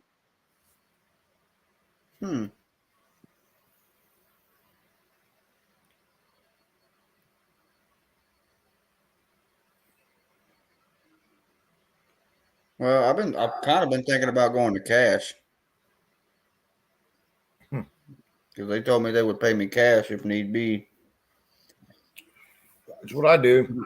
Because I'm getting to where. As long as they won't send you a 1099. If they send you a 1099, cash ain't gonna do any good once you sign it. You're fucked. Oh no, I've been down that road before, and I'll never do it again. Nope. Yeah, but if you sign it, if you do it under under protest, then things will be a little bit better for you. Well, I'm hoping they'll do it like under the table, Right. Where it'll seem like I'm not even an employee anymore. I pay all my guys cash. That way there's no taxes. You can go out and make $16 an hour and I can pay you 12. You're still making more money when you go home at the end of the week. Oh, yes, indeed. Yes, indeed. And that's what I did. All my guys are paid cash. And I ain't saying, I just made up that number just so it sounds good. I ain't going to tell you what I pay my guys. Well, see, the thing about it is, all right, so I make overtime. If they was to give me cash, they told me they wouldn't pay me overtime anymore. I'd still get my same pay. Yeah, you get straight pay. Right, you get straight pay. But here's the deal. We'll give you your fucking overtime when they take it out in taxes. I would still make more. Yes, you'd make 10 times more. Now, granted, when you retire, you better be saving some of it because that's going to be your retirement, which it should have been that way all along. I know that's right. But everybody you can't go skip this shit. You can't go stick it in the bank because then they're like, well, where the fuck you get this from? Fuck no, you can't. If you okay, that's your choice. But I no, I don't deal with banks any more than I have to. That's all I'm going to say. Yeah. I put just enough in there to pay the bills that's coming up. And I can pay them over my phone, or other than that, that's it. Nothing else. Because if they ever go belly up, I don't want a bunch of damn money in there. They're going to take from you. There ain't a fucking thing you can do. Except use it as toilet paper. It's already green for a reason. So. Yeah. Okay, Creek, that link I just dropped, the top of page 4, it's 16 a.m. Jurisprudence, 2nd edition, section 97. It goes into Berry versus United States, 273 U.S. 128. And it says when interpreting the Constitution, it's always in the favor of the citizen. And it also states that any constitutional provision intended to confer a benefit shall be literally construed in the favor or in favor in the clearly intended and expressly designated beneficiary. You are the beneficiary of the United States. Come on. That's big fire. Yep.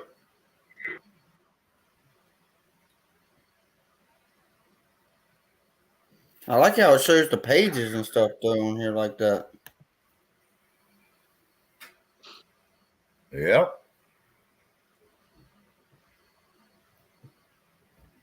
A lot of knowledge in here.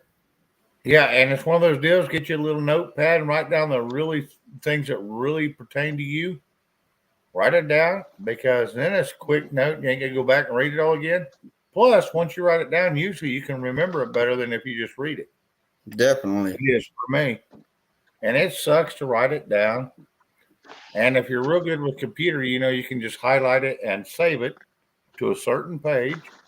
So all you got to do is go pull that page up, and it's all right fucking there, verbatim.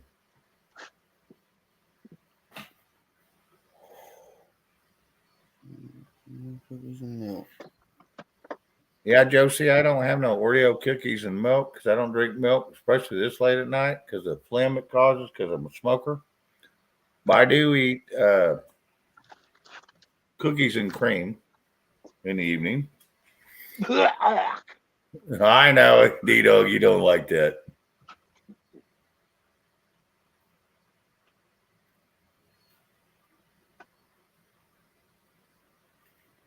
You could go for some Oreos and milk, but milk and Bud Light don't go together at all. No, they don't mix very well at all. I don't mind a little chocolate and a little beer to chase it down, to wash it, but that's about it. Usually after a couple beers, I like a little piece of something. I didn't used to eat sweets, but I went back to it again. Since 1990, I didn't eat them for 15 years. I didn't eat any sweets. I did drink a lot of Pepsi. If I'm drinking beer, something like my favorite things like to snack on while I'm drinking is like something spicy, like beef jerky and stuff like that. Yep. I got some Slim Jims sitting right beside me. Oh man, you can't beat them. You talking about the little mini ones you get in the pack? Yeah, you know what's funny? There's little mini ones you get in that pack for like $6 at Dollar General. They say 6 grams of protein on them. Then you go buy the ones from Lowe's that is about 18 inches tall. Read that package. It says 6 grams of protein.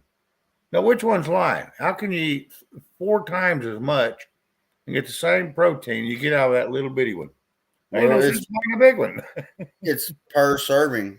Like you might have a whole stick and it might be 2 servings. So yeah, but still think about it. 6 grams of protein for that one stick. And that's all it says. It doesn't say per serving because they don't tell you how much the serving size is on the really long ones. Yeah. But on the short ones, it says the same. It's identical packaging. It's just miniature sized. They don't break it down. I know I looked. Because I thought, shit, if I eat a great big one of those big long ones, hell, I'll get 4 times the amount of protein. Nope, still 6 grams. I just had one the other day, man. It's a new one that they come out with. It's from Sonic. It's a Slim Jim, but it's from Sonic, and it's chili cheese coney. It's a Slim Jim. Wow, now that might be interesting. It is amazing. Best Slim Jim I've ever had. I'm gonna tell you what, because Sonic does make the best chili cheese dogs. I'm gonna have to give them that. It's about the only thing I'll eat from there. That's probably what I'm gonna eat tomorrow. Now that I said it, I've been wanting a good chili cheese coney. Yep. See, guys, we talk about everything over here at this chat. We went from taxes to Slim Jims to chili cheese coney like that. Oh yeah, we used to talk about Pop-Tarts because Tito was always eating his cherries and his purples, and he quit the them. purple and the virgin Pop-Tarts. Yep, purple and virgin. Salt vinegar chips, Joe. See, now I make a few of them, but I can't do a lot of them. Hey, Al Bundy, how you doing, bud? Good to see you.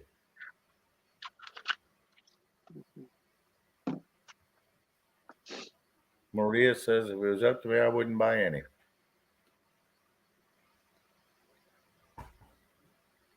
Yeah, well, to each their own. Like I said, there's a lot of things that people like and dislike. There's a lot of people that, trust me, if I get a choice of straight food or junk food, I want real food.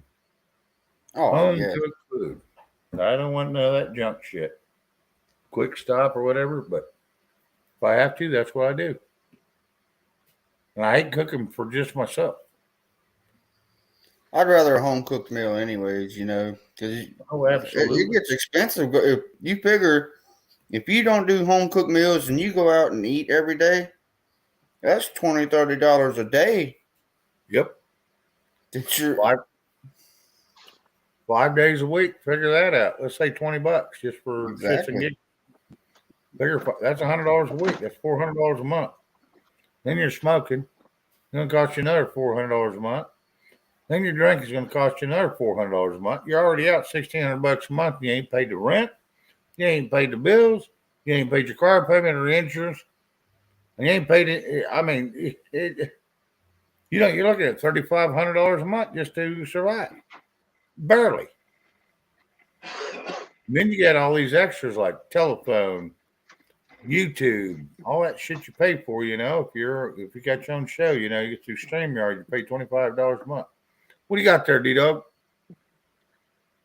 Looks like 1 pint of stew.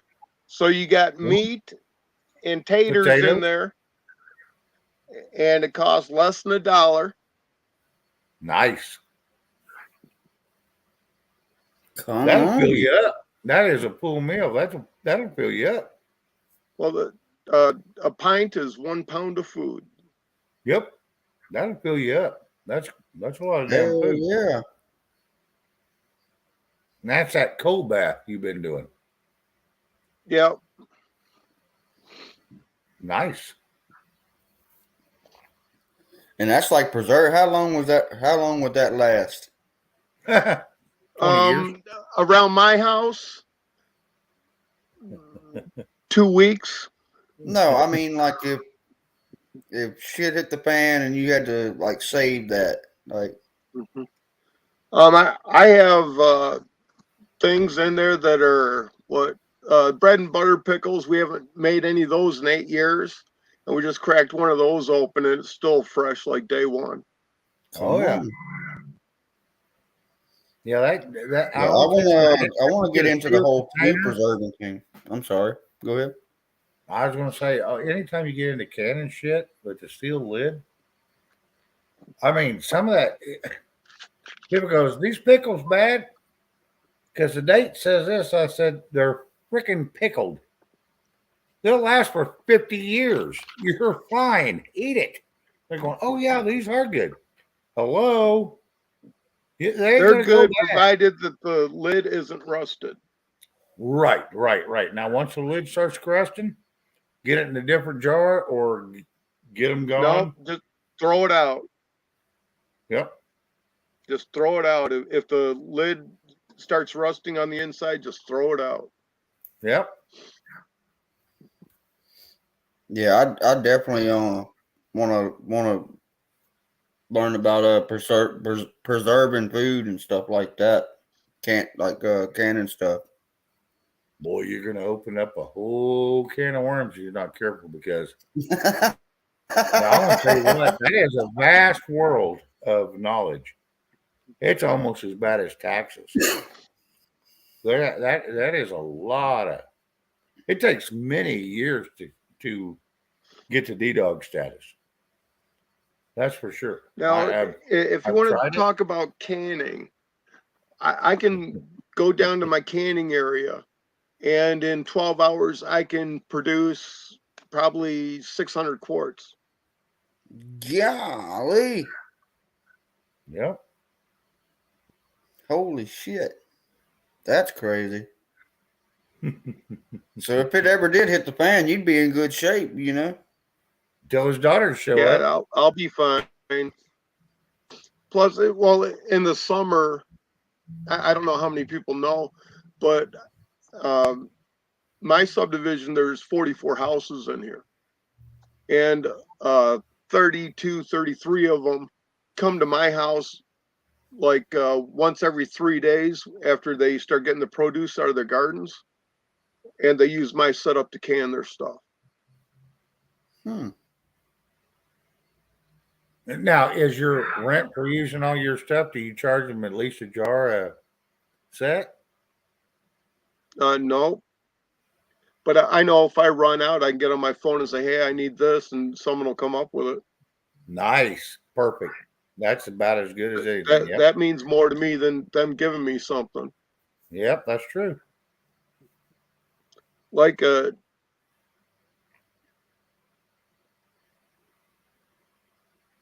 got a neighbor, he's leaving, and he has a bunch of meat in his freezer. Yep. And he's worried about getting a power outage and losing it. So he told me to come over there tomorrow and pick it up. Nice. So that means I'm going to be making more stew because he told me he's got 2 shoulder roasts, a couple other roasts, and some, what do you say, 4 briskets.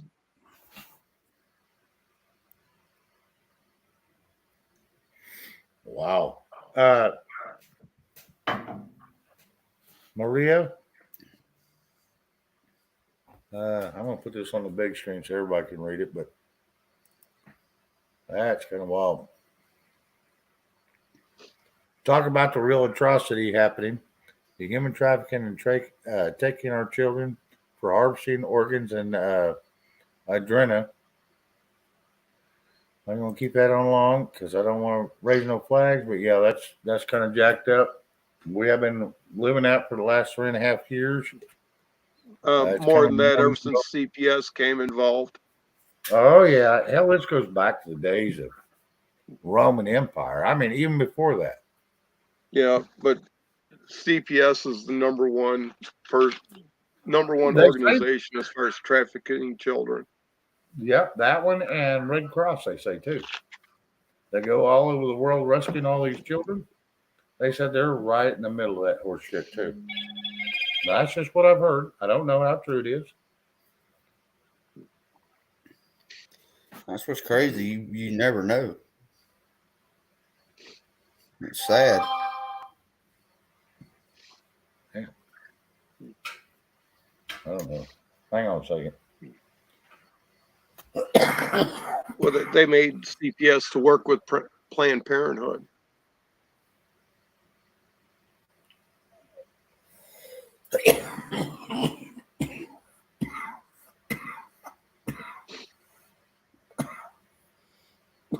Damn, Garrett's got it going on.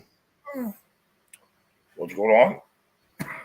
Garrett sent me a picture of his let's see, what was it that he said he made? Spaghetti carbonara with jalapenos. There you go. Looks pretty damn good. Doesn't look too shabby. Awesome, dude.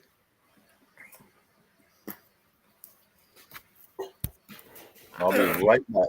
I gotta step away just half a second. Go ahead, bub. Yeah, D-Dog, you seem like I've heard nothing but good things about you. And Shane's mentioned to me quite a few times you are completely full of knowledge, man. I know I'm full of something. It ain't just shit, huh? No. That's only to hear. The rest is toilet paper. Yeah, that's awesome, man. I appreciate those links for sure, man. I'm gonna read into a lot of that. Somewhere on down the line, I'll be able, once I kind of gain knowledge of it, I can pass it on, Man, I need to quit smoking these cigarettes. I'm bad about it when I start drinking. Well, start yourself a little rule when you're home that you only smoke outside. Yeah, I definitely need to do that. At first, when we first moved into this place, I told myself, we ain't smoking in here. We ain't doing it. It ain't happening. Well, I ended up breaking my own rule. So, it kind of is what it is. I was the same damn way. When I was married, we didn't smoke in the house. We smoked out in the garage, or and the garage door was usually open. Not a biggie. Not a biggie. And when I got by myself and I'm looking around at my house, I'm working on it, I'm doing all this shit. I'm thinking, my damn house, I'm gonna do what the hell I want. And it's too damn cold outside. It's too damn cold outside to go out and smoke. I'm gonna do it in here where it's freaking warm. So I did. And then it was like during the middle of summer, it got too damn hot. It was like, yeah, I'm going to smoke in here where it's cool. Where you're comfortable. I've got exhaust fans and shit, so that helps a bunch. I am smart enough to put them in. But yeah, I just like. Yeah. Well, here at the house, my rule for me is I only smoke outside. Right. And when I'm doing stuff inside the house, I only make one cigarette to go smoke at a time. So not only do I have to consciously go, hey, I have to go outside, I also have to go make my cigarette to go outside and have it. There you go. There you go. That works. See, I'm picking up what you're putting down. You buy your own bag of tobacco and roll them, huh? Actually, I bought property in Kentucky, and that's tobacco from that. What you mean? Like a? He grows his own tobacco. Oh shit! All he's got to do is buy the tubes. That's all I got to buy is tubes. Dang. Neat. How do you grow? The guy who lives at that house, he takes care of the farm. I don't care how he does it. He just makes sure that I have a few of the vacuum packed bags. And whenever my open bag is empty, I just go grab another bag. Man, I bet that saves some money. Well, yeah, you get a whole if I cart went to the for about store, $3. that's only like $20 a pound here. You know how many cigarettes a pound would be? Like 2.5 to 3 cartons. Yep. Oh man. See, I've been thinking about going to do that anyway. Just go buy a bag of tobacco and start rolling them. You figure purchase $8-9 for a damn pack of cigarettes. You can get a whole bag for that. Yeah, Yeah, but get a pipe tobacco. Yes. But still because use your it's not filter. taxed like cigarette tobacco. Cigarette tobacco is a higher tax. It's a thinner cut. But pipe tobacco, it's the same tobacco. It's just a coarser cut. Okay. It's kind of like black pepper or coarse black pepper. That's the difference. One's real fine, one is not. Well, yeah, the pipe tobacco, it's more like bushy, right? Nope. Well, it's just a wider cut. It's a 1 millimeter wide cut. Okay. Never knew. Never knew.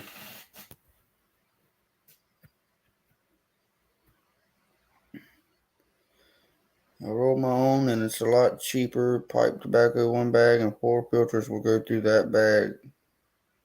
$30. Well, damn.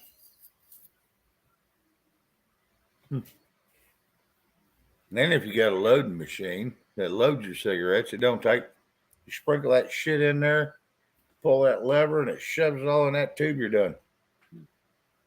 You can do a carton of cigarettes in about 10 minutes at most. And if you get the regular hand crank one, in the time of watching a movie, you can make a carton of cigarettes. Yep. Come on.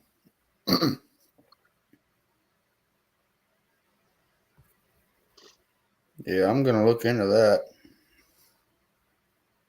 Yeah, my cigarettes cost me $20 a carton. That's the only reason I haven't went to roll on my own. But if I have to roll on my own, I'll just quit.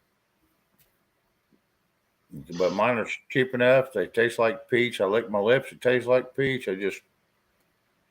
They're cigars. They're called Cheyenne Peach, and they taste. And you can get wild berry, you can get vanilla, you can get all the flavors.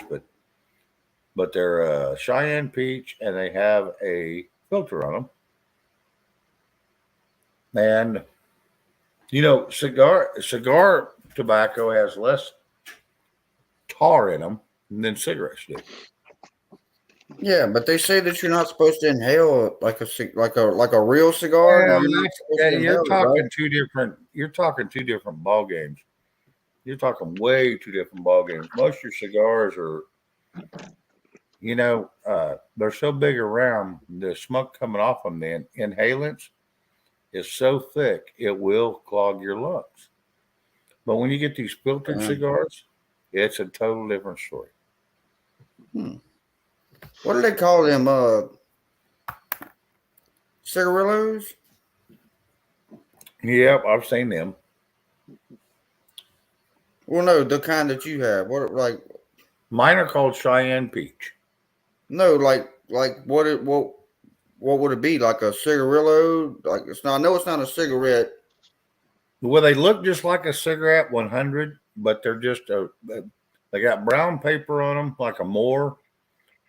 It's made out of pipe tobacco leaf, and they got a filter on the end, and they're stuffed full of pipe tobacco, basically. But they do have a filter, just like your 100s do, your regular cigarettes.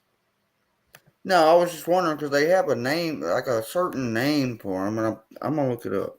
Yeah, cigarillos. Well, Swisher Sweet come out with all them extra names, and I know this because my uncle was brother-in-law to the CEO of Swisher Sweet. So I used to get the generic brand from Swisher Sweet, which was called Super Sweet, and I liked them a lot better than Swishers. I couldn't do the vanilla. I hated vanilla. I don't know, something about that smell I just didn't like. But now we used to get all the free cigarettes we wanted. My uncle got cigars all the time and pipe tobacco because he smoked a pipe. And I was over there putting in his shower door one time when I was a young man. knew when he bought from me, because I bought, I don't know, 120 some of them from an auction for like $50. So I was charging $800 to install them. And he says, hey, they would do, he'd give me all the free cigarettes as long as it's from Swisher Sweet that I wanted. So he did. Until he died, I was never had to pay for cigarettes or cigars. He even gave me a couple of boxes of cigars before he passed away. And now me and my Uncle Bob got along pretty good. Great uncle. He was my granddad's brother.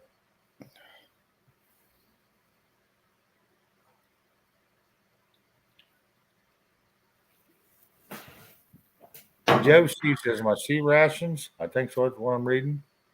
$8.50 a carton. Ain't bad. Ain't bad at all. Damn, that's cheap.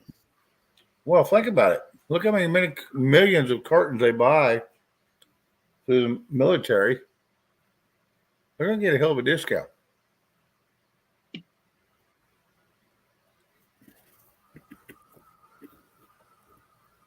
Come on, Joe was in the military? Apparently, he says C rations. That's what I was reading. C RTONs. Looks like C rations to me.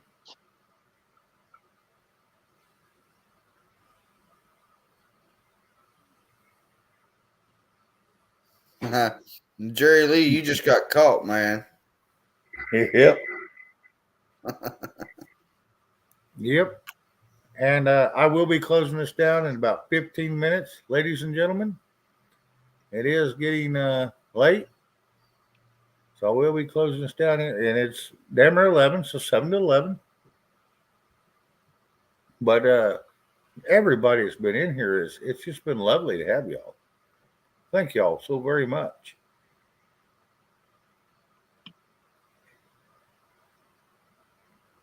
Always a good time. Cartons. Okay, my cartons cost me $8.50. All right. Sorry.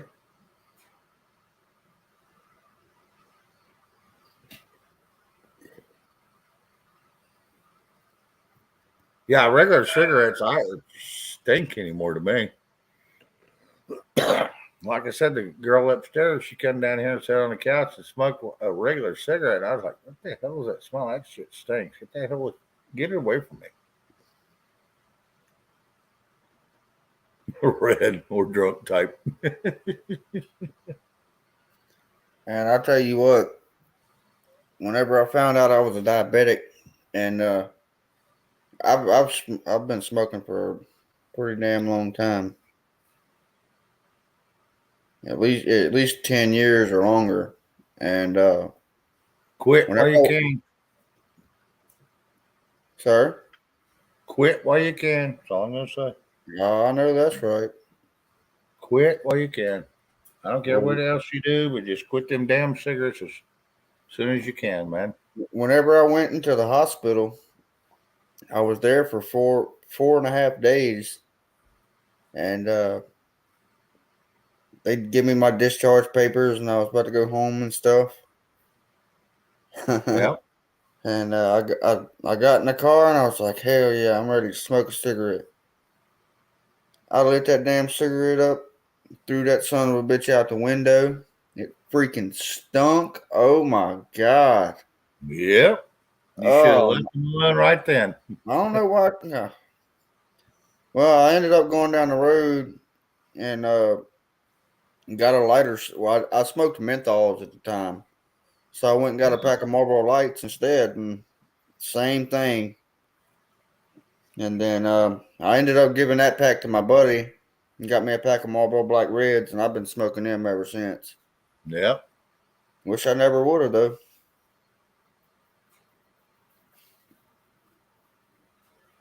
Carton of marbles out here cost you $120. Yeah, I know people's paying, like in Canada, some of them people are paying $180 a carton. Oh, hell no. Hell no. Al Bundy. Hello again. Tulsi got a nice booty in spandex. I'm not going to deny that. You can't help it. You're a man. There ain't nothing wrong with that, man. We are men. We do look. We're not blind. And that's like women. They look. They just don't say nothing. But they're not blind either. Yep, you're still alive. See, even Red said it. Yep, you're still alive.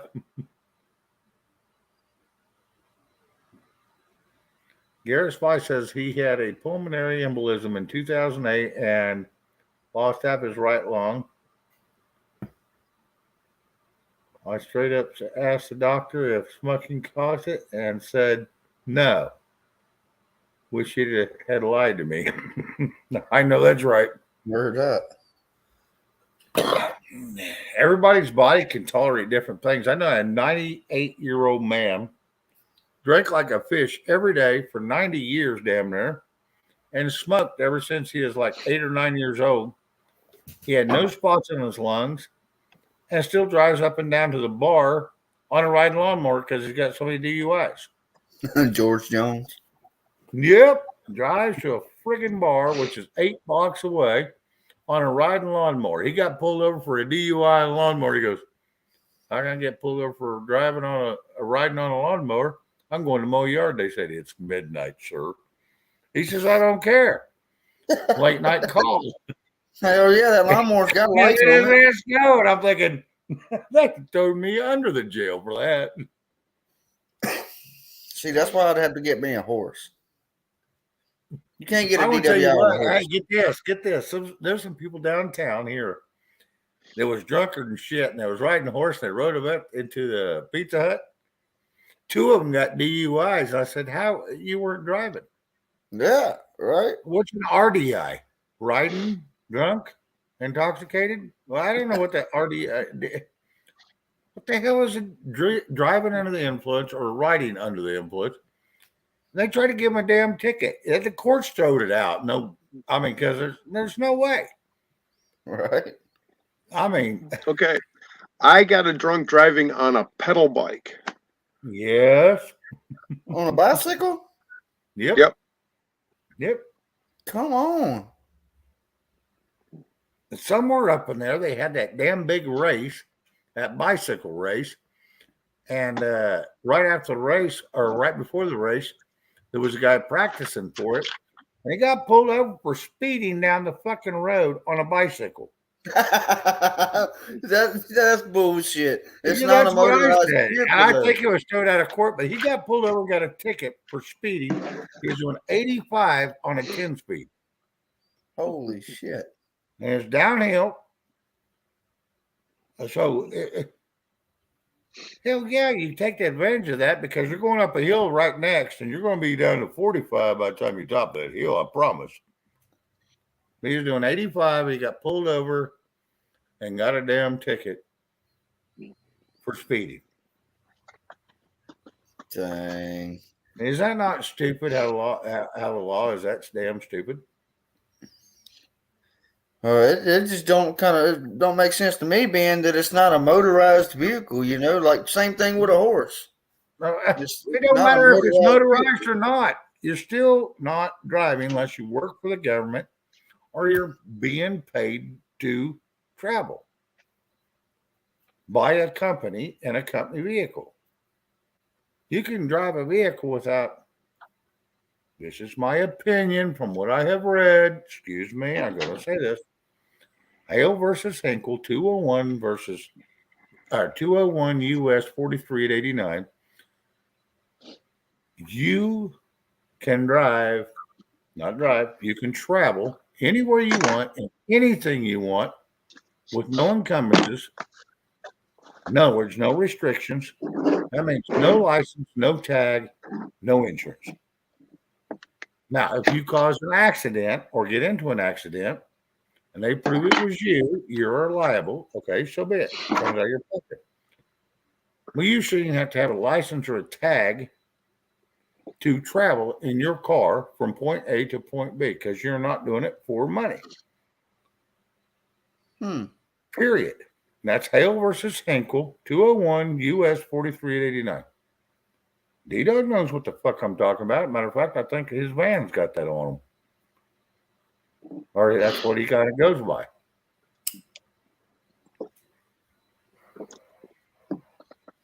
Yummy. What the hell are you eating? Pickled beets. Oh, hell yes. I love pickle beets. Are they sweet pickle beets? Yep. Nice. Love them bastards. I can't even find them around here anymore.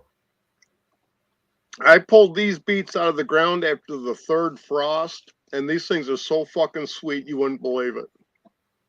Quit to you. Can you mail me a jar of them bastards? Fuck you. Yeah, I mean, no. I thought you were going to say.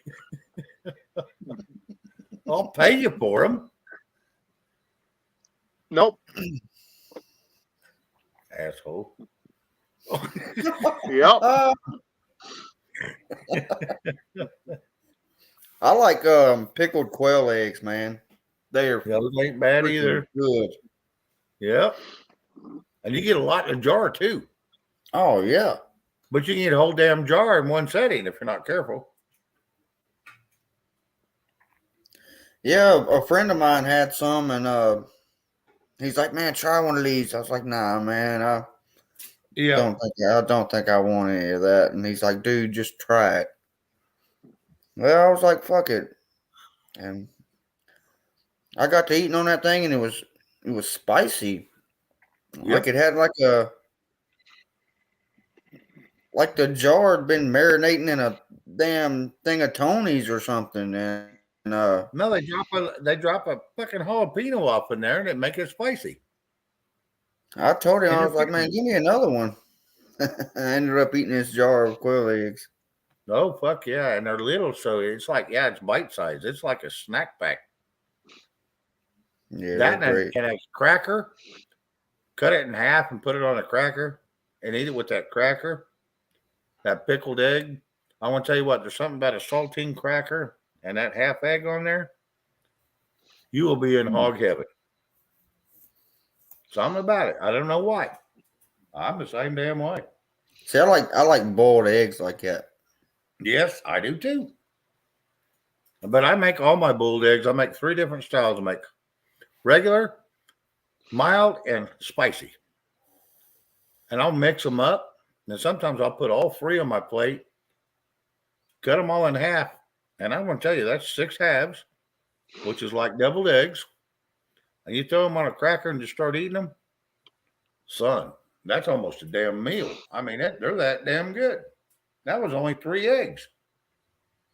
And each egg has 6 grams of protein in it. So you got 18 grams of protein. And just a couple eggs. I don't know how much cracker has, maybe 1 or 2 grams of protein, if any. Mostly carbohydrates or some shit. Definitely carbs, yeah. Yeah. And then you got your salt content, which is good if you drink beer because beer does strip your body of salt. Crackers are pretty much just wheat, huh? Not necessarily. Depends on which ones you buy.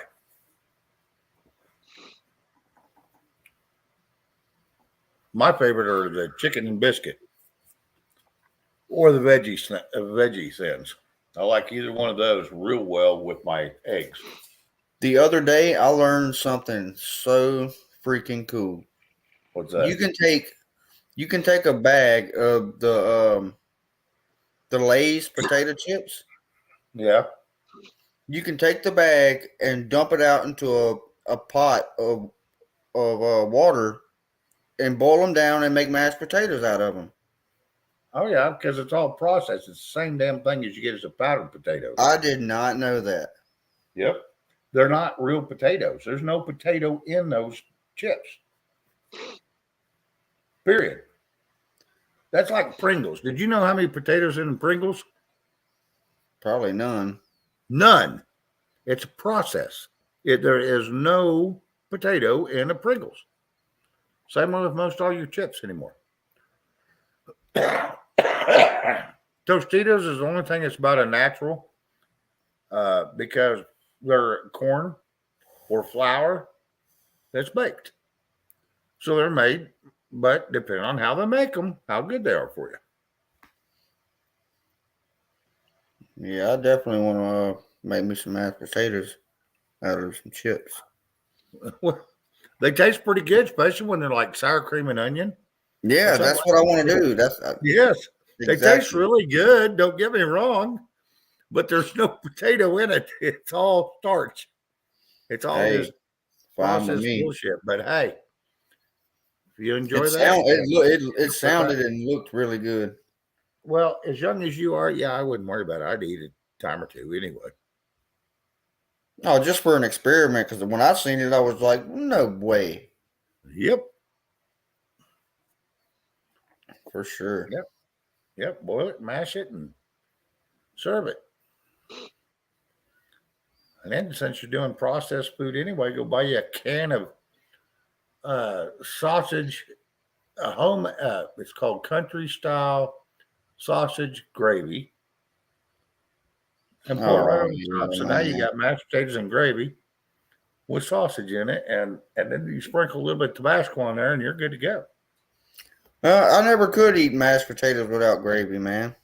Yep, well, I can if it's got like a hamburger steak next to it, and I mix them together. Oh yeah. But yeah, other than that, yeah, give me a little bit of gravy and maybe a piece of toast or Texas toast or a roll. Hell yeah, a hog heaven. What I've been craving here lately is a good cold potato salad. Mm-hmm. I do like my potato salads too. I like my cold pasta salads. I like my coleslaw. I mean, shit, I love the salads, the side salads. They're all good.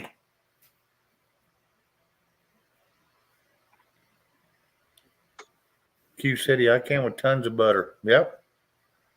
Oh yeah, you butter Oh, them so you much gotta you have almost. butter in your mashed potatoes. Oh yeah. Yep. I got a little trick for you, Creek. If you do your little trick with your little potato or your little chips as potatoes, drizzle just a hint of honey in them when you're blending them. Just a hint. And then put your butter in there. You will not regret it. Does it make it Just kind saying. of? Does it make it kind of sweet? Just a hint. Just a bit. Just enough to go, what the hell is that? Just a little bit of honey. That probably go really good with the butter. You damn right it does. You damn right it does. Sounds good.